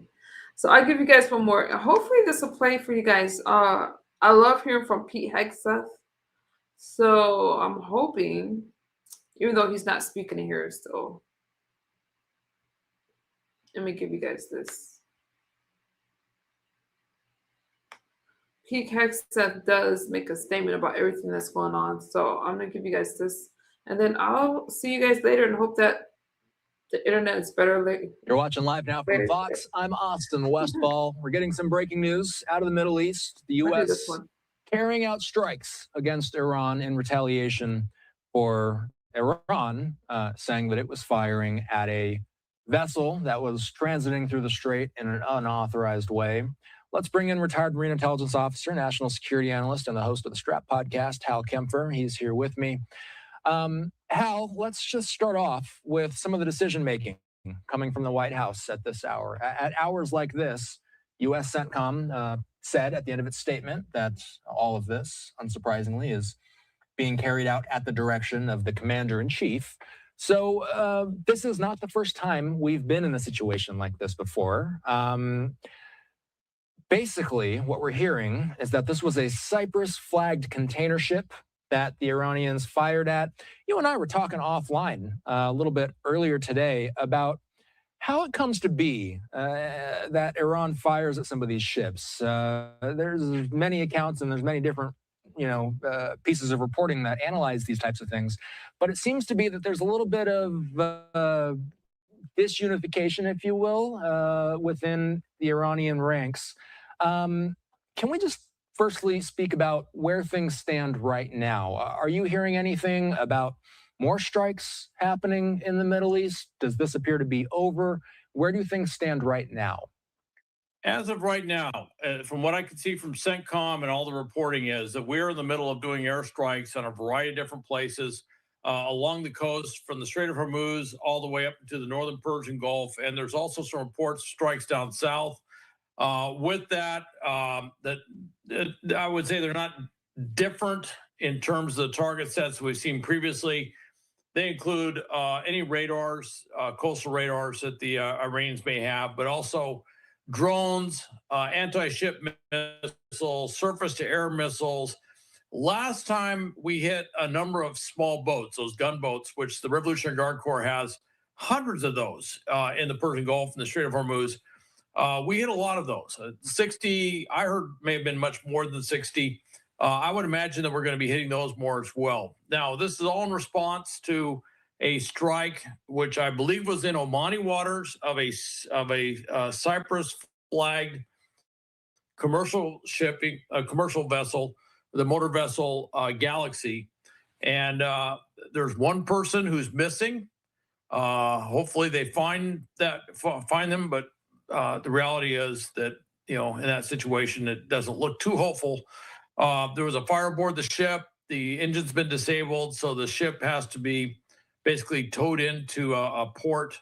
And this is very provocative. Now, this is the same day that Foreign Minister Rakshi has led a delegation to go to Oman to talk about rekindling in negotiations, to pursue the diplomatic route.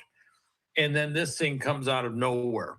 And that goes to your observation, your question, which is really about this other faction. And there's more and more reporting that there's this hardcore Revolutionary Guard Corps faction that seems to be running completely separate apart from the rest of the government. So whatever Rakshi or President Pezeshkian or the Speaker of the Legislature, Galibaf, whatever they agree to, they kind of make up their own minds. And it's said that there is a group or a cell or something like that is actually ordering these strikes in complete contravention to what the rest of the government's saying.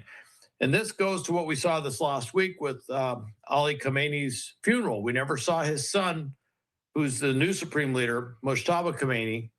And there's a lot of questions now. He never showed up over the 5 days. In no way, shape, or form did he show up over the 5 days. Nobody's seen of him since that strike that killed his father. Nobody's heard from him directly since that strike that killed his father. If he's alive, there's no proof of life that we're aware of. There are people who said that they've talked to him, but that's about it. And they read statements that he supposedly authored, but that's about it. And when you see this disunity, this lack of a, dare I say, supreme leader having control over Iranian policy, that kind of underscores that maybe Mustafa Khomeini isn't actually in charge. Whether he's alive or dead, he's definitely not in control of the government. One of the big questions people have in these moments is what's the likelihood that we return to some semblance or full-on kinetic activity once more? Anytime a situation like this has broken out in recent weeks, it's been a short skirmish, if you will. It usually is held to striking back and forth a couple of times on each side, sometimes a little more, sometimes a little less. But it always does return to the negotiating table. What's the likelihood that that does not happen this time and that full-out war breaks out again? Well, there is a concept under international law and the law of war, the law of land warfare, that it's called proportionality. And what you're seeing is they do these strikes and we respond in what we consider a proportional response. Now, our strikes in terms of pure kinetics are certainly much further afield than what you see the Iranians doing. Part of that's because it's our capabilities to do that. But we're also trying to communicate our intent across a number of areas and make it very clear to the Iranians that their conduct is completely unacceptable and what they're doing is unacceptable. And so we are responding, and we tend to limit it. Now, one of the questions with that is, are there other players involved? And that's one of the things that came out of the last series of strikes. There's a number of airstrikes that continued after we had said we stopped. And there's a lot of speculation as to who did those airstrikes. I have no doubt that we know. I have no doubt that the Iranians know. And I have no doubt that whatever country or countries that did those airstrikes know full well. But publicly, nobody's saying anything about that, although Iran did kind of call out the United Arab Emirates right after that for supporting U.S. military efforts. And I thought that was rather interesting that they did that. So there could be other stuff that may linger after our strikes are done, some others. And it's just kind of making a message. You know, the other countries, if you look at their airstrike capability, they have a lot of planes. We have a couple of carriers out there. We have one carrier definitely in position now. And we have obviously aircraft at our bases around the region. But these countries have very advanced aircraft. Most of the aircraft that they have, the strike aircraft, are ones that we sold them and we trained them on. So they can go in and do a number of things. And I think there might be a larger, very quiet political play here to make it very clear to the Iranians that the number of strike aircraft available to hit Iran could double or triple overnight, depending on what the Iranians do. I'm going to focus in on one piece of this statement. It's toward the back half of it. And I again see that we're getting more viewers on the stream. So I'm going to kind of reset here and let's just go from the top. Here's what we know so far about the strikes. U.S. CENTCOM has sent out one statement about this so far. It reads as such: at 7:15 p.m. Eastern Time, the U.S. military began launching the third round of strikes this week against Iran after IRGC forces blatantly attacked a Cyprus-flagged container ship transiting Hormuz. A civilian crew member is missing. The vessel is unable to continue the journey due to an onboard fire and significant engine room damage.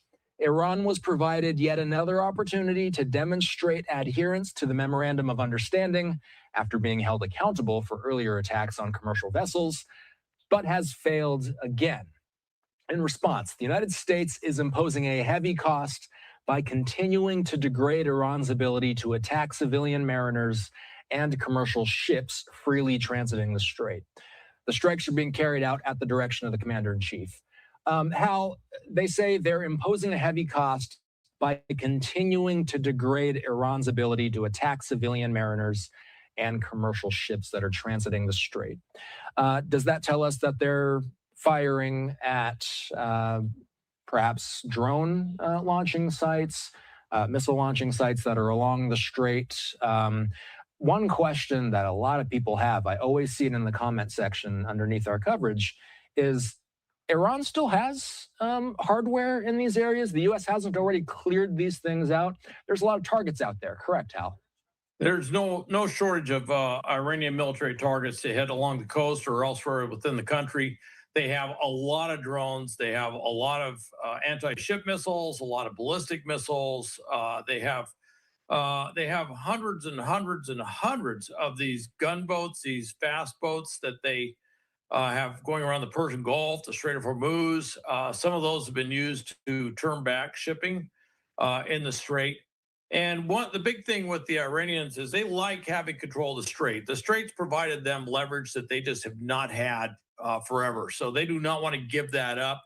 And despite multiple times they've agreed to reopen the Strait, the ink is hardly dry on whatever's been agreed to before they turn around and do something provocative. And the big question is there a unity within the regime? And there seems to be great disunity. This is a day where, Foreign Minister Rakshi lands in Oman. He's talking to them, trying to rekindle negotiations, trying to pursue the diplomatic route. And then this strike happens on this Cypriot cargo vessel, the motor vessel Galaxy. And there may have been, there's a person missing. He may have been killed. We will find out.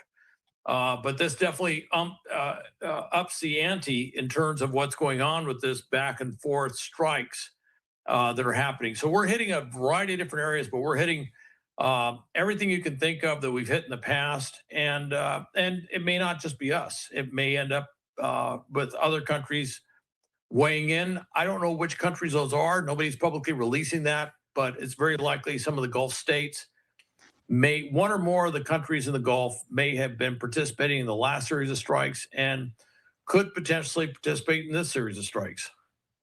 So what typically gets us back to a point where the diplomatic channel resumes? Right now, that's not where we're at. We're at kinetic action right now. Typically, how do these things ramp down? I mean, we were, as you were saying, the ink had just dried. We have seen time and time again that it is possible for these ceasefires to be tested and then return back to a place where they still stand strong. What's the most likely path toward diplomacy this time, Hal? How do these things typically cool down when we're, right now it seems like the two sides are certainly far apart from returning to the negotiating table, but over time, what typically gets them back there?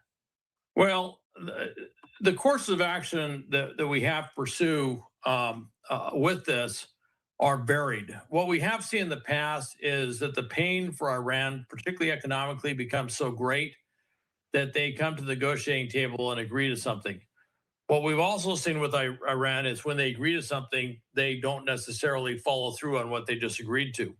And that gets to that schism within the regime where there appears to be this separate group, this cell or whatever they want to call it, that has freedom of action to do these strikes. Even when the government is agreed that we're going to reopen the Strait, we're going to do these other things, they will go in there like what we see with this. And this is, there are reports that this group may have been responsible for this strike. Now, when they do this strike, it's not just that group that gets fired upon.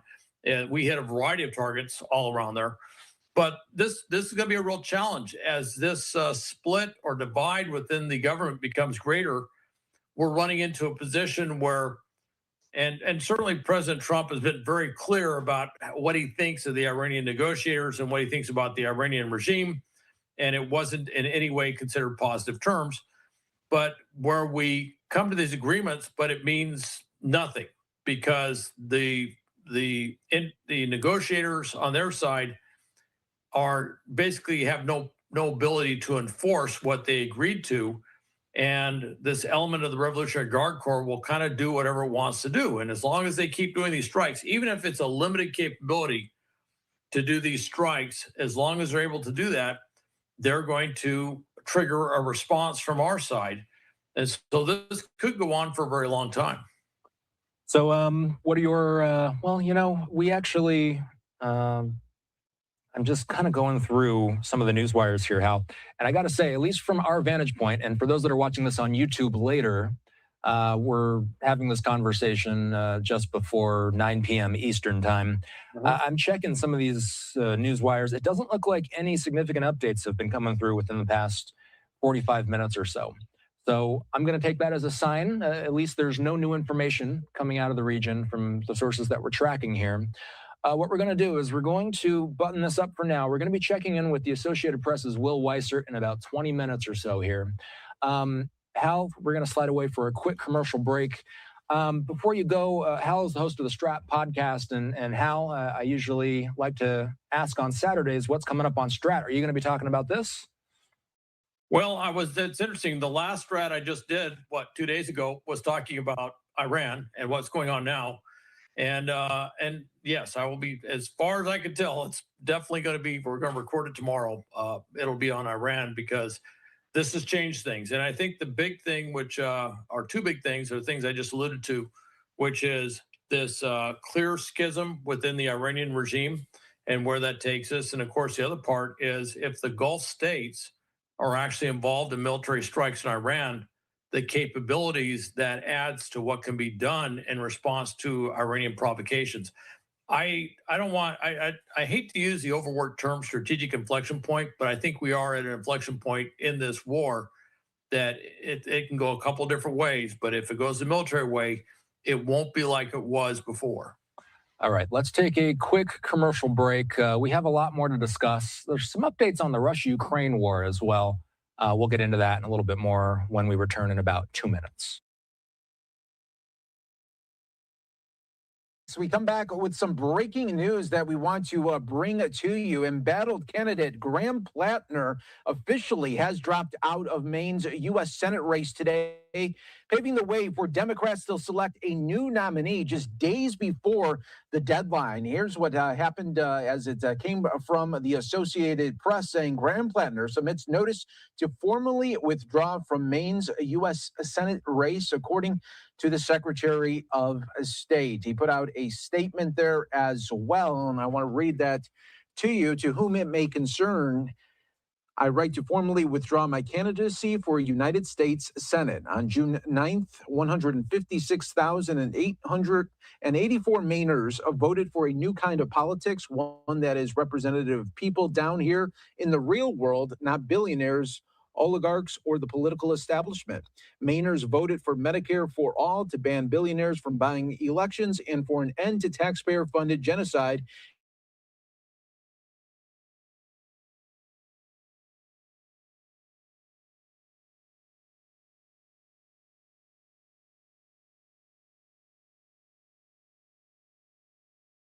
Voted for American experiment to be furthered. Over the past 11 months, thousands and thousands of Mainers poured their hearts, time, and talent into a movement to deliver that vision. I will be forever grateful to them, and in submitting this letter today, I seek to further the movement we have built together and the future we believe in. My name may have been on the ballot, but that ballot line belongs to the people of Maine. As such, please consider this notice as my official withdrawal from consideration for this office. And then he goes on to say, F ICE, Free Palestine, up the hearts. And that is the signature there by Graham Plattner. So what a way to go out there as the embattled one-time Senate candidate, now making it official that he is withdrawing from the Senate race there. And just a couple of days ago, putting out that video, about 11 minutes, to talk about the allegations against him, how he denies them, and now will still be in private life there as he tried to make a life in the public. Maine's Democratic Party has said that it will hold a convention where candidates can seek the nomination. The winner of the shortened campaign will face Republican Senator Susan Collins in November in one of the nation's most competitive Senate races, one that could decide control of the chamber. Candidates must formally declare by Wednesday, July 15th at 5 p.m.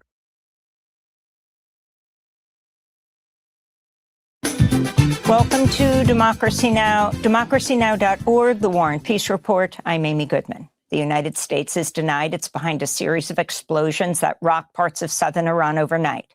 Late Thursday, blasts were reported around the Bushehr nuclear power plant and in cities including Sadiq, Konarak, and Bandar Abbas.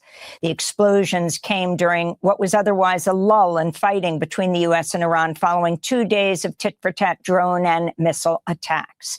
They followed warnings by Israeli leaders that Israel's war against Iran is not over, though no one has claimed responsibility for the blasts. On Thursday, Iran's foreign ministry said top diplomat Abbas Araghchi had made phone calls to Omani and Turkish officials aimed at restarting diplomacy to end the conflict. Meanwhile, Israel's continuing attacks across southern Lebanon with air raids, gunfire, and home demolitions reported despite a U.S.-brokered ceasefire deal and despite the U.S. memorandum of understanding to end the war in Iran, which requires Israel's withdrawal from Lebanon. In Texas, more details have emerged in the fatal shooting of Lorenzo Salgado Araujo, the 52-year-old Mexican father killed Tuesday by ICE in Houston during his early morning commute to work in construction. Home surveillance video shared by Araujo's oldest son, Ronaldo Salgado, captured the final moments of his father leaving their family home and getting into his white van. A separate, newly released surveillance video appears to show Araujo's white van being followed by two unmarked black SUVs. At one point during the pursuit, a black SUV is seen driving on the wrong side of the road in a construction zone before cutting Araujo's van off. ICE agents then approach the passenger side of the vehicle. The footage, however, does not show Araujo's van ramming into any ICE vehicles or attempting to run over an agent, as the Department of Homeland Security alleged after Araujo was killed.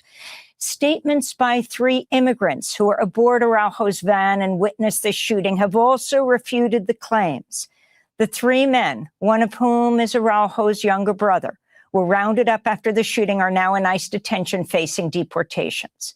In accounts obtained by the Washington Post, their lawyer reports the men said ICE agents fired at them almost immediately without warning from the side of Araujo's vehicle, and that Araujo never could have attempted to run over an agent because there were never any ICE officers in front of his van. Meanwhile, a DHS spokesperson has admitted federal immigration agents targeted Araujo by mistake and were in fact searching for a different person. Several Democratic Congress members are demanding the release of all video footage and to preserve evidence in the case, but DHS has said the ICE agents involved in the fatal shooting were not wearing body cameras. This comes as the Harris County medical examiner has reportedly ruled Araujo's manner of death a homicide. Harris County prosecutors say they plan to investigate, but cautioned the federal government ultimately controls access to the evidence.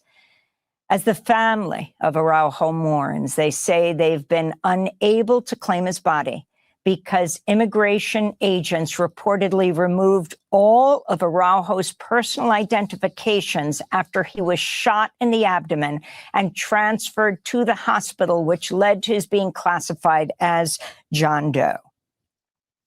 In the days after Lorenzo Salgado Araujo's death, hundreds of people have gathered for vigils at the site of his killing, placing candles, balloons, flowers to honor his life and continue demanding justice. Mexico's government says it'll file criminal complaints in the United States to protect the human rights of Mexican citizens caught up in the Trump administration's mass deportation sweeps. Mexican President Claudia Sheinbaum announced the plans during her daily news conference Thursday. What we cannot ignore is the plight of the Mexicans who have died in ICE operations or who are being held in these detention centers operated by private companies contracted by ICE. That is why we are taking further action. Mexico's Foreign Minister Roberto Velasco said 17 Mexican nationals have died while in the custody of ICE or at the hands of its agents.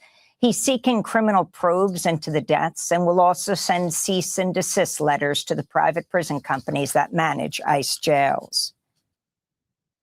La idea es pasar de la vía diplomática. The idea is to move from diplomacy to the prosecutor's offices to demand investigations, not only from the State Department or the Department of Homeland Security, but directly through the criminal justice system. In South Africa, human rights advocates are on alert after vigilantes in Johannesburg intensified attacks on immigrants, going door to door and snatching people from their homes to hand over to authorities. Thursday's attacks followed similar violence in Soweto, Durban, and other parts of South Africa. Anti-immigrant vigilantes had set an informal deadline of June 30th for all undocumented immigrants to leave South Africa, threatening to continue their harassment and intimidation campaign until their demands are met. Doctors Without Borders warns tens of thousands have been displaced by the violence, including asylum seekers, refugees, and documented immigrants. In Venezuela, the official death toll from last month's devastating twin earthquakes has topped 3,800 and expected still to soar as tens of thousands of people remain unaccounted for. Let me give you guys this last story before I crash. I haven't talked about this story, but it's definitely news that's developing. And that is, I don't know if you guys have heard of Nolan Wells. It's a sad story. And I haven't spoken about it, but I do plan on it. I don't know. I'm going to give you guys this before I lay down.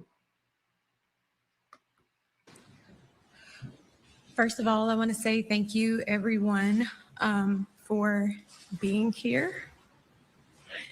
This is not how I wanted the world to meet my son, but here we are. So, as you know, I'm Christine Wells Wansley. I am Nolan Wells's mom. And Nolan is the kindest soul. He never met a stranger.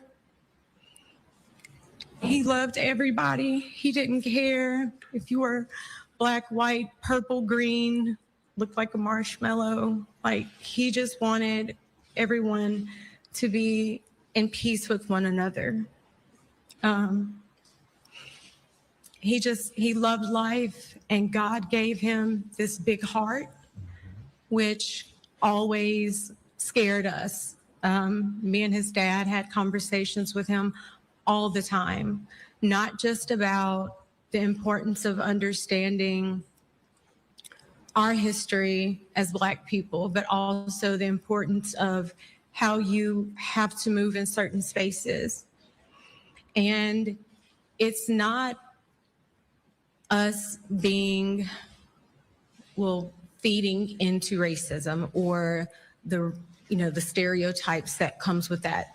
Unfortunately, that is just a matter of fact. There have been many cases, many instances that shows that it's unfortunately a pattern that he did not like.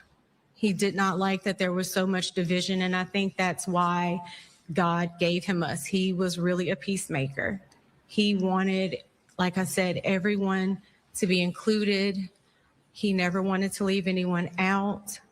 He just, even at a young age, I don't know, he was, how old was he? 18. No, not 18.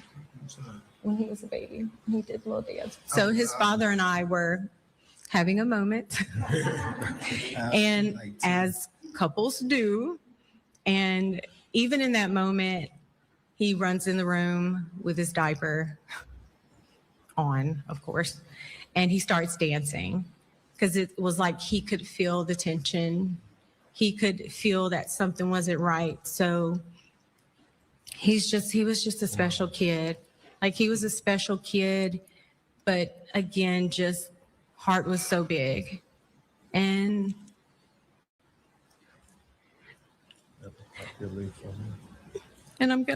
we're gonna miss him dearly. But we are grateful, especially to our friend Tashima, who actually was one of the people who helped us that night. She went and picked up his cell phone from where it was, and then provided that to us, because we of course contacted authorities to figure out who to do the report with, whether it was the county or the city, which then turned into DMR, who I contacted immediately from there.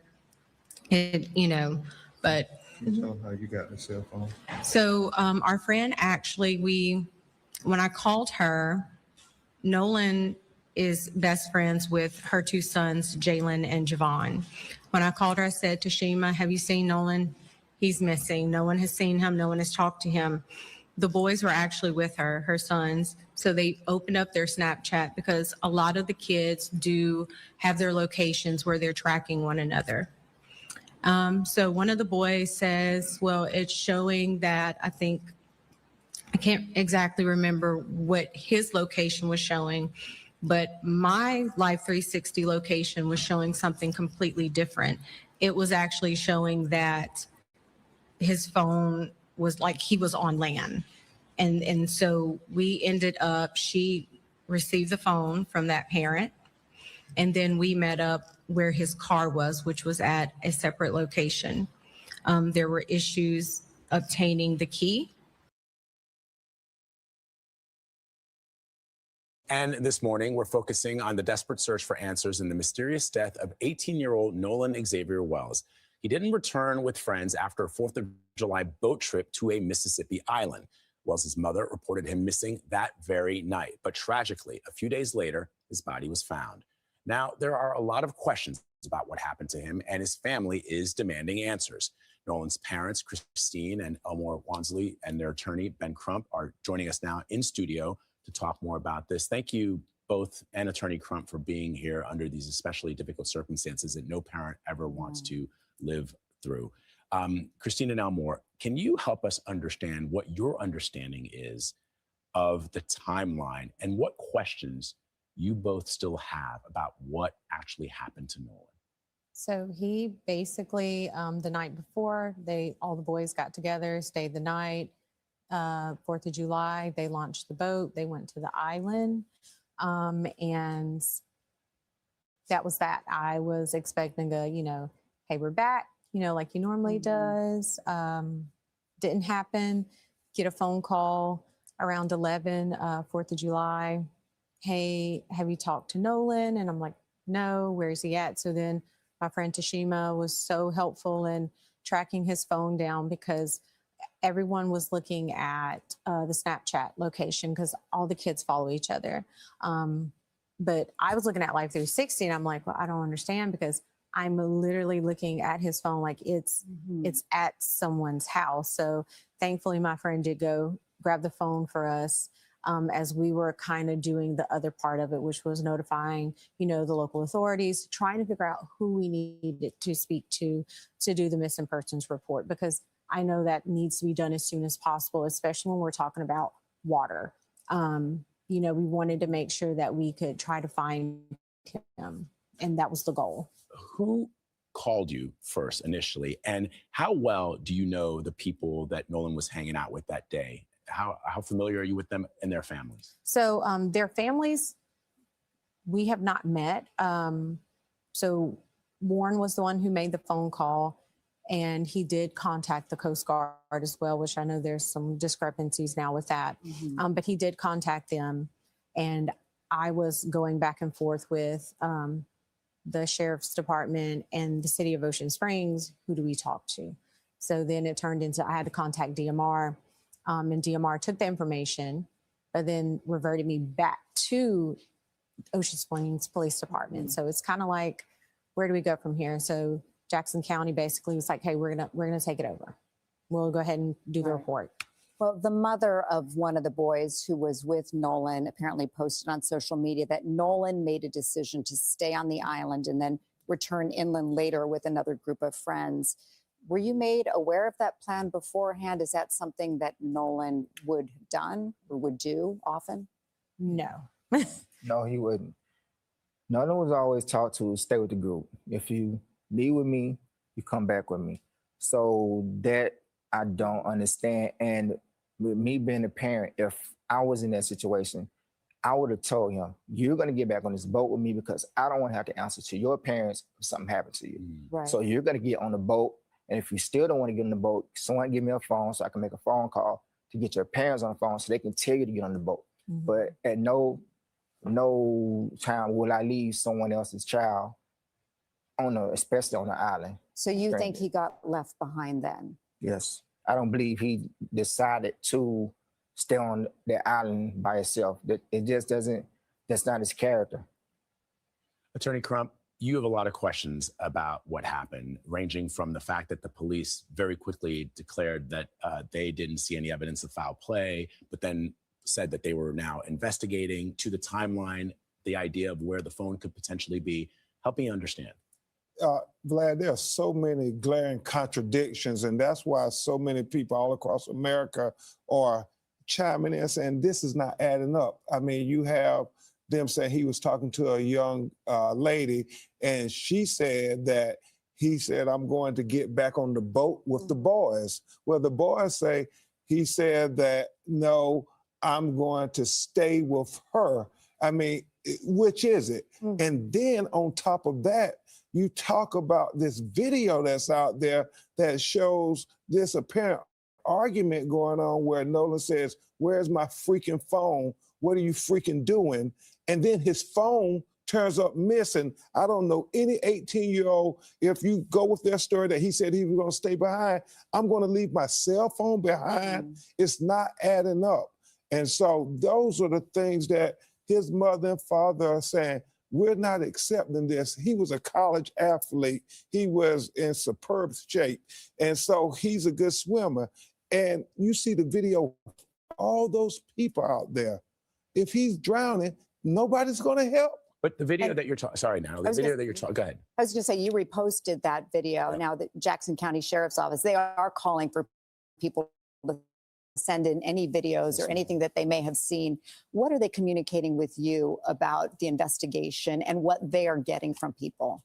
They haven't communicated much at this point. In fact, his mother, as she said, they had to track down the cell phone, and she can talk about the deleted messages that are very concerning to her because it's relevant. All of it is relevant to finding out how Nolan Wells ended up dead. Let me ask you really quickly on that video that you posted. Are you sure that that is Nolan's voice that we can hear on the video? Well, and there are kids. Kids are talking, and kids are always talking that there was an argument. So we have independent investigators doing it, and we get an independent autopsy. Colin Kaepernick paid for his body to be flown up to Washington, D.C. from Mississippi because his parents have some distrust when you think about the history of Mississippi. Oh, yes. And Christine, going back to that cell phone, you said you were able to recover it. Yes. So you saw clear signs that there were deleted conversations? There were definitely concerns just because Nolan is always on Snapchat. He will be like, hey, mom, smile, you know, put a peace sign. So when me and my sister went through it, there was nothing. There was no saved videos. There was nothing in there. She went to the secondary account. There was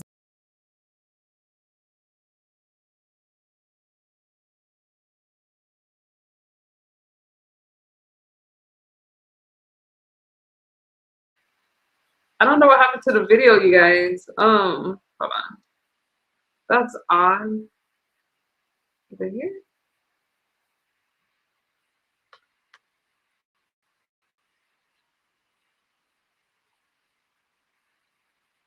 What kind of man was he growing up to be? He was very respected by the community. He was very respected by a lot of people. There wasn't a friend that he couldn't make. People gravitated to Nolan. That was just the type of person he was. He was I would say a silent leader when on the field and on the basketball court. People would follow his actions and not his words. I'm a person, I believe action is more important than words. You can tell me 1,000 times you love me, but show me you love me. If you are my real friends and I'm giving you this trust, you need to get it back to me by making me get on that boat. It's 3 of them, one of me. Yeah, we may tussle, but when we get back to the mainland, either we're gonna tussle some more, or we're gonna go party. So, and same with the adult. If that was your child and I was the one there, you would have wanted me to make your child get back on the boat. So it was a lot of bad decisions made. I don't think my son volunteered to stay on that island. I can't believe that. All right. Thank you both for being here. We're so sorry about this. And we hope that there is some news that comes out of this investigation. We'll be watching. Thank you very much. Thank you, Dad. Eyewitnesses are disputing the account of federal officials in the fatal shooting of a Mexican national this week by an ICE agent in Houston. Officials now admit the man killed was not the person they were targeting in an immigration operation. More now from our Jason Allen in Texas. New surveillance video obtained by El Grito Media shows an unmarked black SUV following a white work van Tuesday morning in Houston. Another camera caught a different black SUV cutting through a parking lot. Moments later, 52-year-old Lorenzo Salgado Araujo was seen on the ground, shot in the torso, with ICE officers standing over him. Videos of the pursuit are emerging as 2 of the men in the van gave their attorney a new account of the shooting that happened when the van stopped. They confirmed that at no point was there ever an ICE agent directly in front of the vehicle. They also confirmed that the shots came from the sides, not from the front. Homeland Security said Salgado Araujo tried to weaponize his van and run over an officer who shot in self-defense. There is no video so far that shows that moment. None of the ICE agents were wearing body cameras, and none of the vehicles had dashboard cameras that captured the shooting. Representative Sylvia Garcia said there appears to be no damage at all to the van Salgado Araujo was driving. I'm not prepared to say today that it's all lies, but it sure is looking that way. The Harris County District Attorney's Office is now doing its own investigation, pleading for new videos or eyewitness accounts. The attorney for the workers who were in the van and now detained said he's concerned his clients will be pressured into signing documents that will have them deported.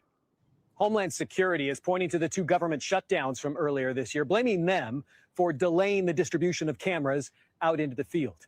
There is a vigil planned for later today in Houston. There are also meetings that are starting to come together with organizers and activists in the wake of this shooting. For CBS Saturday Morning, Jason Allen in Dallas. Reporting live from Ibis Club, Fight Plus News, I'm John Abba. Following the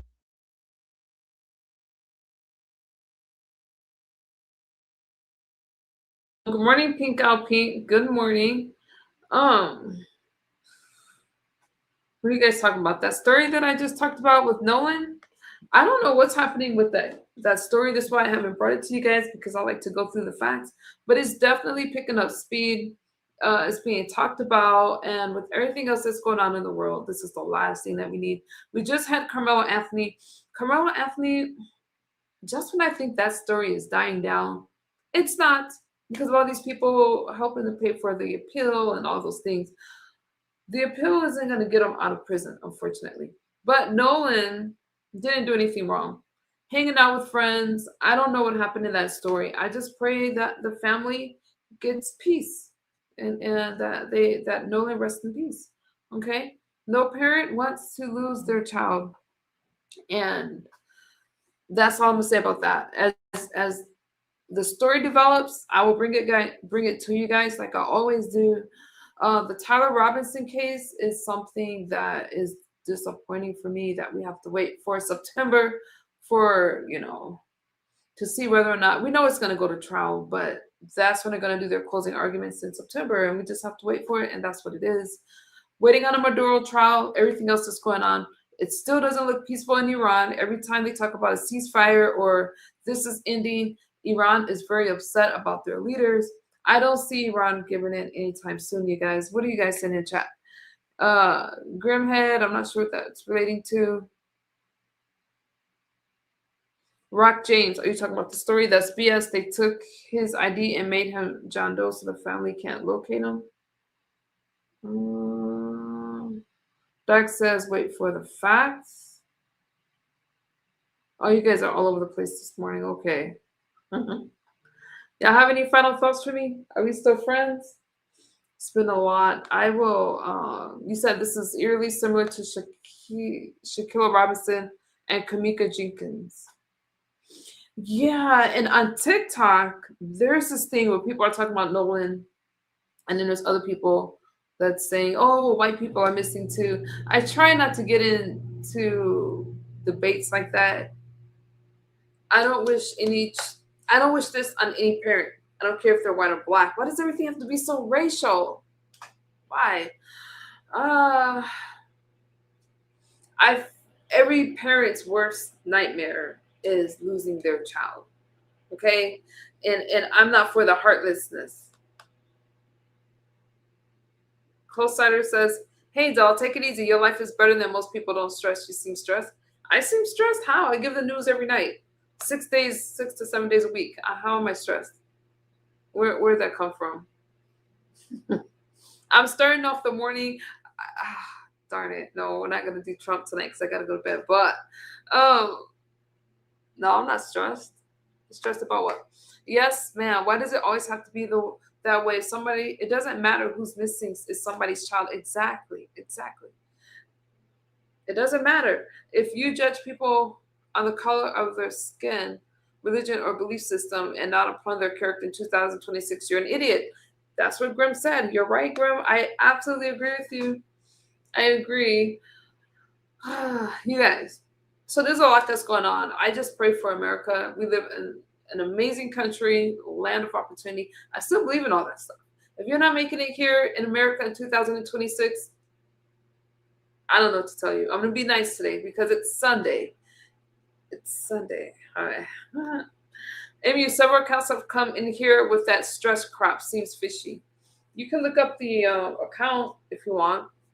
I haven't seen all those messages because I was trying to figure out why is my internet glitching. But you know me, I'm quality over quantity. If somebody needs to go, they can go. Because I don't know why people are saying I'm stressed out, especially those that have followed me for any amount of time. What am I stressed out about? Covering Donald Trump? That makes me very happy. Okay. And for those of you that's calling me Trumpers, you guys be killing it in my comment section. Kill it. If there was a different president, I would talk about that president. But right now, Donald Trump is our president, our commander-in-chief, and I talk about what's happening in the world and what's going on with Donald Trump. Learn English before criticizing people. When did I criticize you? Good morning, Chosen. Who's number one in TikTok? I don't care. I don't care who's number one in TikTok. All right, you guys. I'm not here to criticize you guys. You guys are entitled to your beliefs, whether you agree with me or not. And my moderators won't time you out if you disagree with me. There's a lot that's going on. I'm going to keep saying it. I don't know who's going to fill that Senate seat. And there's just a lot that's going on. They're trying to Jedi mind trick you, Emu. Yeah. I don't know if you guys are removing the comments or timing people out, but anyways, you guys, I'm going to lay it down. God bless you guys. I will talk to you guys. I'll talk to you guys later. Every day is a Trump day. Every day is a Trump day. I'll talk to you guys later. Bye-bye.